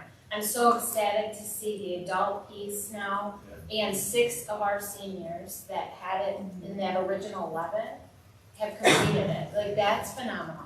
And they had sponsors tell them to do that, and they didn't have to pay for it. So that piece, that's truly amazing. I love what you said about fixing things, because we deal with that in accounting. I mean, it's any industry pretty much you work with. Fixing it is when you really know you learned it. Right. And even in healthcare, I watched my mom go from one hospital to the other. They're always looking at what they do so that we know if they did it. You know, it's the fixing kind of mentality. And so just any industry they choose, that's so important. It's a life lesson. That's awesome.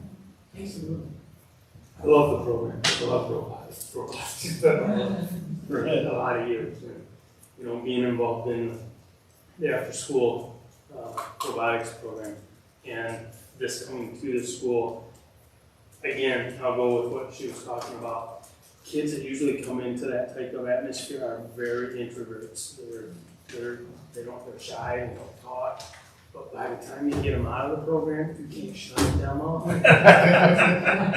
They are such a great bunch of kids. It's amazing what robotics and this type of work does for kids. So I appreciate it. Someone refresh my memory about how long ago we started the conversation about robotics. We saw the writing on the wall and you saw, and in a brief presentation, I mean, you could talk about this stuff for hours on end, different variations of this, right? It had to stop being exclusively an after-school thing, right? We had to incorporate it into the curriculum. We had to figure out a way to do it. Very fortunately, we had some great help. The huge financial lift to do this. I mean, the equipment is very expensive to maintain, to buy. So it's partnerships with local industry. It's finding an industry expert to come in and become a teacher, right? This is not something that, and I think this is, we can't overstate this. It is no longer, in 2023 now, the exclusive authority of vocational training and colleges and universities to prepare kids for the workforce. Those days are over. Those of us that graduated from high school in the 80s, 70s, 80s, 90s, there was a pretty clear pathway, right? Go to college, get a job, buy a house, help have your family, and that American dream, so to speak, was widely available. And all of a sudden, you start seeing now where that pathway, you've got many college graduates waiting tables, right? Because we were gearing kids towards degree programs where there wasn't a corresponding job or industry that had a high demand for that. And high schools, districts across the country, Lapeer included as a leader in this, had to start saying, we're doing our kids a disservice if we just say, well, we'll just teach you a basic K-12 curriculum, not really career focused, that's not our thing, we're just here to get you a high school diploma, and you can play in the band or be on the football team and have a high school experience like everybody else. And then you'll go to college or vocational school or a trade school and you'll figure it out. And what you find when you do any surveying, postgraduate surveys, you're finding a lot of lost kids with half of an associate's degree, about $10,000 in debt, with zero skills. Nothing that they can take into the workforce to make money with. And the days of us not being engaged in the demand side of the economy, that equation, what's out there, where are the jobs? You can't drive down McCormick or John Connolly and not see Bridgeport operator needed, CNC operator needed, lathe operator needed, programmers. You can't find programmers. You can't find software engineers. They're not out there. So we can no longer afford, for the sake of our kids, to sit back and say, we don't know what's out there, and that's some other agency's job to figure it out. We are going to it. Proof's in the pudding. If we get kids that are getting jobs, we need to figure out a way as a board to not have a 30-kid limit. That's what I just wrote down. How can we expand this program, but not get too expansive? Mark? If I can put down in the spot, because I was in the classroom just yesterday. We purposely designed that classroom on the corner with windows to do what? Draw attention. Draw attention with the robotics, to have the robotics working during the class. You even walk into the high school, the first thing you see when you walk in is this classroom. And it's increasing, and some of the new 3D print stuff, the kids have that holographic colors that I saw yesterday. I mean, some of the stuff is what really inspires those kids, and I've seen it there. All day long, I'll have students coming in and bringing other friends, bringing their friends in to show them what they made, show them what they created, show them what they do in the classroom. Oh, I didn't know this was in here. The name of it is robotics and automation, right? A lot of people in the high school age limit don't really know what automation is. A lot of people outside of high school don't know what automation is unless they're in the industry. So the name robotics and automation kind of gets the interest of specific kids who are interested in robotics. But then all of a sudden, friends are bringing, other kids in. Oh, I didn't know you could do this. Well, what else can you make? Yeah. Well, but can you make it? Yes. What about yes? So, they're creating Halloween costumes, Bane masks. They're making things for their, one of our students last year, Nolan, before he graduated, he created the buttons for his tux to go to prom. Yeah, and I mean, they were just different characters, different Batman, Superman, things like that, and just little things like that. People are like, oh, where'd you get those? Where'd you buy those? Oh, I made these. You brought them into the classroom and showed them how you made them. That's our biggest draw. That literally is the biggest reason that we have these students that we do, because they're just coming from friends that are in the class. Can also say though, it's awesome to have robotics and automation and that cool stuff and cool buttons and stuff you can make. But if you're not the right teacher to allow those kids to bring their friends in and keep them engaged, that program fails. So thank you to you. We can have all the best equipment, but you gotta have the right teachers behind it. So thank you. Great example of community problems, which, which we say industry people and make them teachers. So it's a great thing for them to learn that, I'm not a teacher by trade. I'm an accountant, but I teach. And so, I mean, it's really cool. Yeah, what a great, introduction to life. And how exciting that Jane did the hard work. Phase 2, I wrote how can we expand. Phase 2, where do we get the money? Well, according to April, price is no object. Yeah. I'm the most expensive one. I need to come to more board meetings. That should be some Hey, guess who's going on the finance and ops committee? Someone's taking notes, all right. Mark's like, no. Everyone can go to the program except me. Yeah, go please, Jamie. I'm sorry. So until you came, a lot of people in this room dreamed, right? We saw the crates. There were so many people instrumental to getting that equipment here, getting it ordered.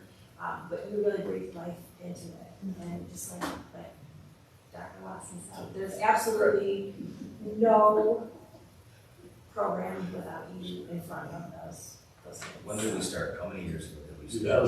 2018 to Ohio. Yep. And the grant was shortly right around that same time, so. Because I do remember asking.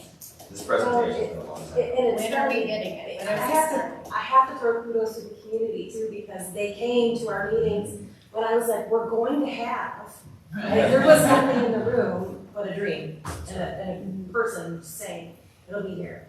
And so, people. Well, and to Jamie's credit, telling me, Matt, I can't teach this. Like, I can get the money. I can lie to parents and tell them it's going to be great. Here's what I'm going to do. We're going to pay, but I can't do this.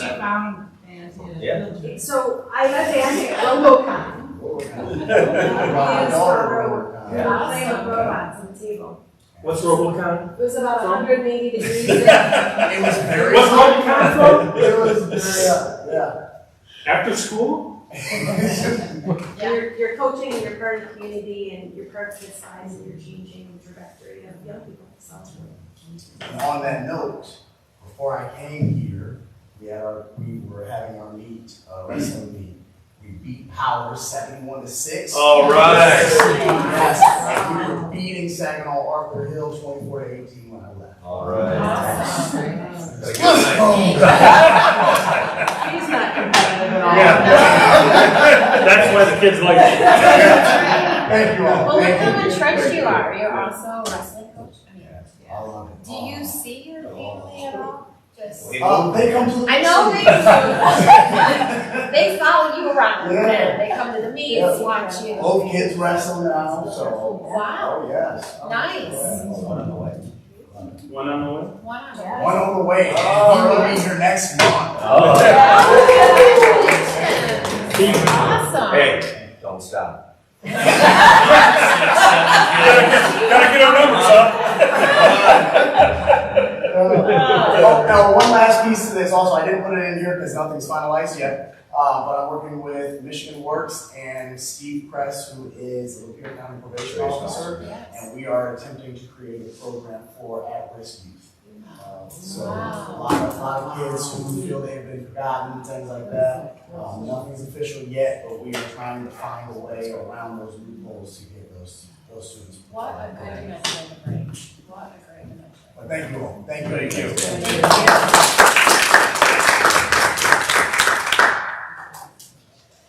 Okay. We will head into our reports this evening. So the first one is our Finance and Operations Committee. Dr. Novak, would you please share that report with us? We don't have any public comment. No, I'm sorry, I should have said that. I skipped right over it, but we have no public comment. It's also for keeping me honest. Secretary, the new sergeant at arms. I know. Sorry. I like being kept organized. Right, so finance and ops met on December 14th. Our meeting was called to order at 2:30. We met via Zoom. It was myself, Summer Putnam, and Brad Hagon. Others were Matt Laundrie, Mark Rader, Erica Henderson, Kim Sieberling, Joe Wood, and Mary Moss. So we discussed some policies. The first one being AG 8420, which is the Emergency Operations Plan. It was formerly known as Emergency Situations at School. At the November Finance and Ops Committee, we discussed updates to the Emergency Operations Plan, what we call the EOP for our acronyms, and providing committee members with the copies. As we discussed in November, this update is a result of several months worth of work and includes the following changes to this plan from the previously adopted version. So we're including our ALICE response and updated response procedures and training plans to reflect the shift in protocol. Our annual EOP training for all staff, so Emergency Operations Plan, and new hires to include ALICE response strategies, and inclusion of reference to district flight team and related materials.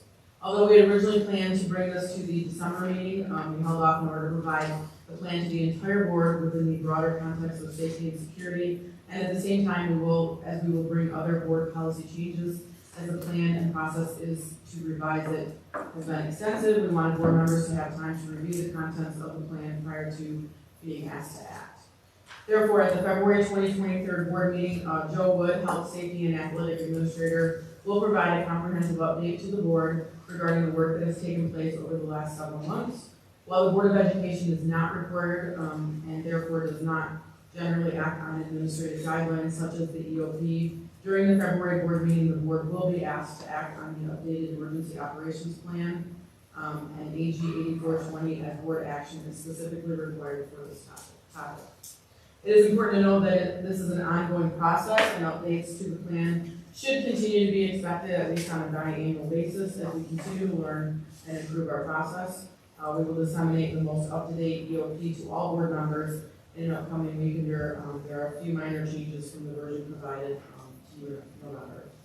And then we discussed Board Policy 8402, Emergency Operations Plan, Board Policy 8420, Emergency Situations at School. As part of the work updating the EOP, we are reviewing and providing recommendations for revising a number of board policies to provide clarity for policies and procedures relating to safety and security. When new requirements initially come to light regarding the need for emergency operations plans, we complied with those requirements by adopting a new policy to address all those requirements. At that time, however, we did not do any revising of our existing policies, which has led to what we have today, 2 separate policies and 2 separate addressing the same topic in slightly different ways. Therefore, at the time, we will ask the board to act on updated emergency operations plan. We are also recommending the elimination of policy in AG 8402, emergency operations plan, in order to incorporate that information into the more comprehensive policy 8420, emergency situations at school. In addition to the inclusion of the emergency operations plan requirements in the board policy 8420, we are also including information regarding emergency drill requirements and cardiac response training. Details for both can be found in the update AG 8420 emergency operations plan. And our meeting adjourned at 3:58 p.m. Thank you. Any questions or comments? Thank you, Dr. Novak. Next, we will have Teaching, Learning, and Technology Committee. Dr. Watson, would you please share us the committee report? Certainly. Committee members, there were April LeVar, Nicole McKenna, and myself. Others, Matt Laundrie, Michelle Bradford, Doug Lindsay, and Mary Moss. Meeting called to order at 3:15 via Zoom. We discussed new course proposals, honors algebra, honors geometry, AP pre-calc. Michelle Bradford, Doug Lindsay reviewed 3 new course proposals. These courses would allow students to challenge themselves and have a rigorous math experience in which to better prepare them for future rigorous math courses. In addition, colleges recognize honors classes on students' transcripts which makes the district more desirable than surrounding districts. While there are many advantages, one disadvantage may include the possible schedule limitations depending on when courses are placed. Students could be locked in due to taking the course during a specific hour. The only cost incurred would come from the AP pre-calc books, as the other two courses would be utilizing the adopted curriculum. It was the consensus of the committee to approve all three course proposals that will be placed on today's agenda for full board consideration, done at 3:26. That's it. Way shorter than yours. Hers was a little wordy. Any questions or comments? It's not on the agenda. That's what I was just gonna ask. I see that,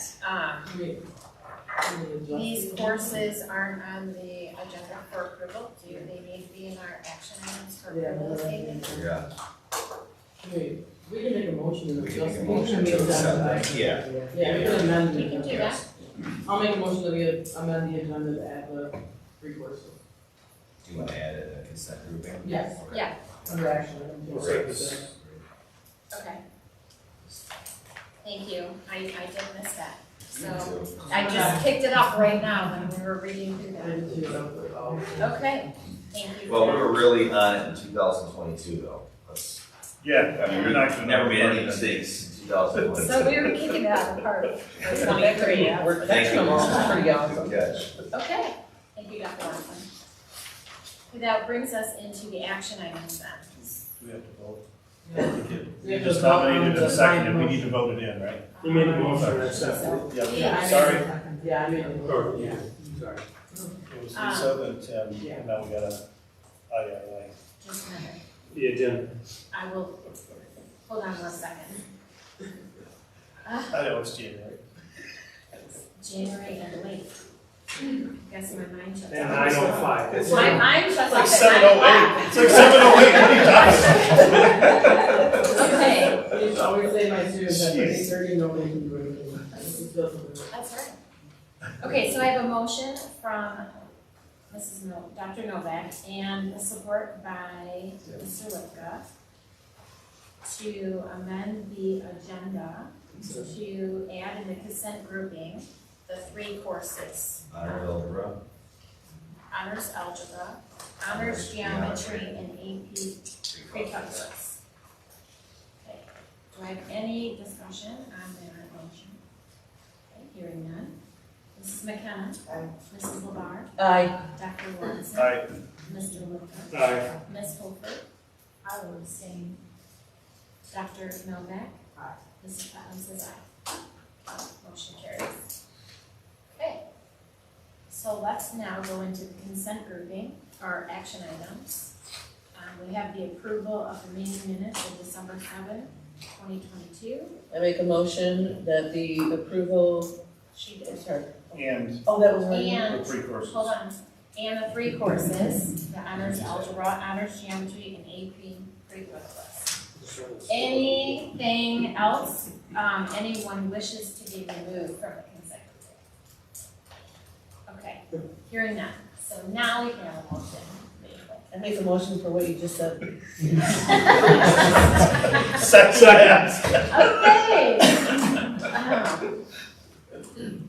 Mrs. Meetings McKenna, are no fun. Mrs. LeBar, Aye. Dr. Watson, Aye. Mr. Lipka, Aye. Ms. Holford, Dr. Novak, Aye. Ms. Putnam says aye. Motion carries. Phew, I think we made it through that portion.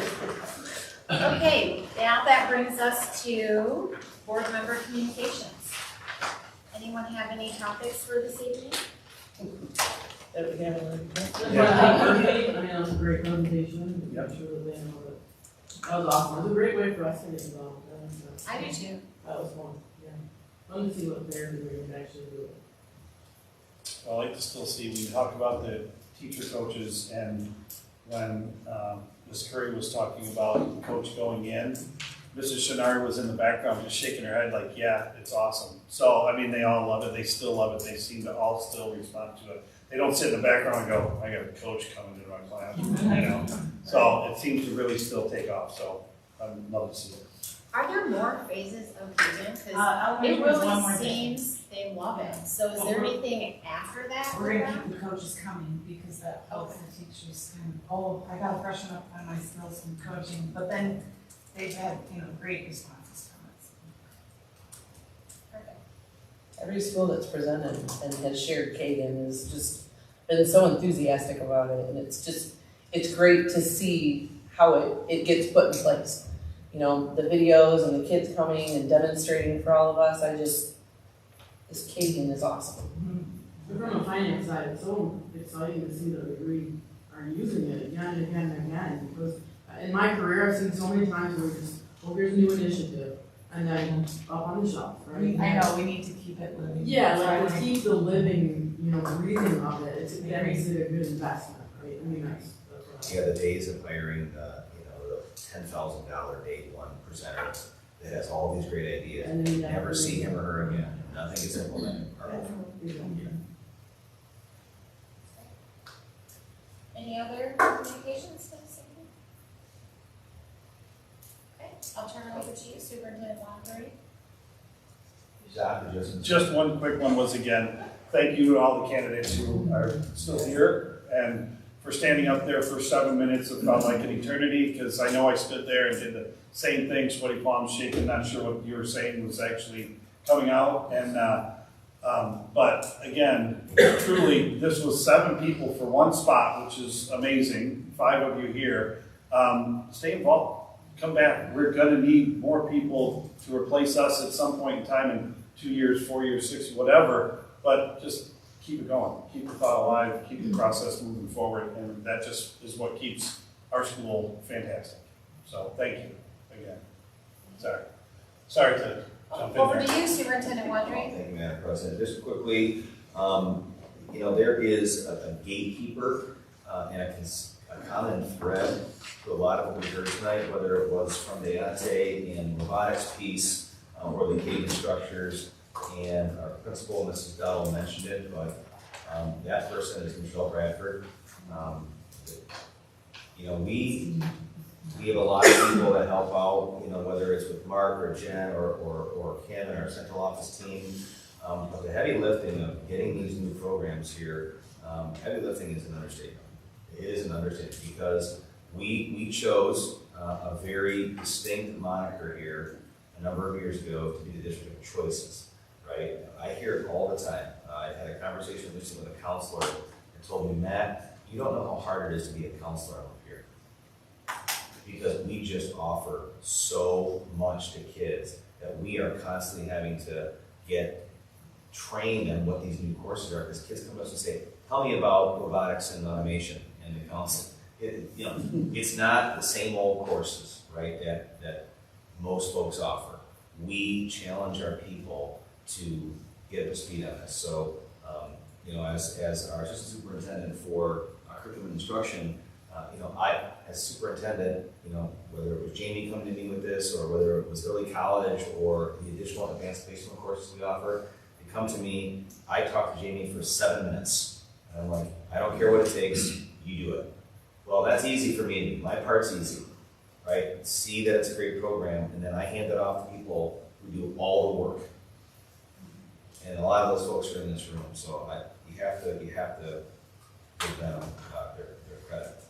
Bond update. So Mark and I had our first meeting before the break with Bart Mallow, our construction management partner, and with Fresh and Associates, our architect. And we are meeting again tomorrow. We are trying to put together our timeline. The timeline of when things happen is going to be pretty fixed, because it's so contingent on the design phase, permit pulling, a number of things that have to happen before the shovel goes in the ground, and there's only so many ways to rearrange the furniture in terms of when things get done. The what does that look like? The process for input that staff and the community has, that is going to be something that we have some say in. So here's a great example. the multipurpose additions that are happening at 3 of our elementary schools for the gymnasium multipurpose rooms. Our elementary PE staff, that is their classroom, are going to have a significant say in what those structures look like. So we're going to be sending them out on site visits to look at other districts, and they've already met with me and told me that they want that input, so great. New additions at the high school, the auditorium, our staff, from a choir, a band, a drama perspective, those folks are going to have input, right? So that process is great. We are proposing 2 special board meetings in February and April. So we will have 2 meetings in February and 2 in April. The second meeting, and we'll get you those dates, we're kind of working on the logistics right now, are going to be bond only. Instead of dumping it into a meeting agenda full of stuff, we're just going to have a meeting about the bond. And we're going to talk about, and that's going to be our opportunity to share with you what our conversations have been with the folks, our partners, but also gather board input and publicly keep the community abreast of how the money's being spent, what the timeline looks like, and we don't want to cram it into a board agenda once a month. We want to. So I think that will be, we already have 2 meetings in June, right, for the budget approval. So if we look at February, April, and then June, we'll have another one where we talk about, we want to keep it at the forefront and give it its special consideration. And also, thanks again to the candidates. Some of you I know, some of you I don't know, but certainly, again, just to reiterate what you've heard all night, please stay involved. This is a serious group of people, as you can tell from this evening. It's tough work, it's challenging work. The reason I love coming to work, and I've stayed here for 12 years, is because if I can't laugh and have fun and enjoy working with the people that I have to work with every day, I don't want to be a part of that. The work is serious, but there is a lightheartedness and a laughter and a sense of humor in how we do our work. Because you know what? Working with kids is a joyful thing. It is not drudgery. It's a great job. It's a life of purpose. It means a great deal to us. So please don't misinterpret our irreverence for a lack of true depth of caring and a level of seriousness with which we approach our work. But you know what? If we're not happy, if we aren't hopeful, if we don't demonstrate positive and trustworthy interactions, how can we hope that that trickles down to the classroom experience for our young people? So I think it's the greatest organization in the community, and I stand on that, and part of that reason I believe that is because it's a fun group of people, and we enjoy each other's company. So with that, I yield back the balance of my time, Madam President. Very well said. Motion to adjourn, second. I have a motion and a support. Mrs. McDonough? Mrs. McDonough? Aye. Mrs. LeBlanc? Aye. Dr. Watson? Aye. Mr. Lipka? Aye. Ms. Hofer? Aye. Dr. Novak? Aye. Mrs. Cutler says aye. Motion adjourned.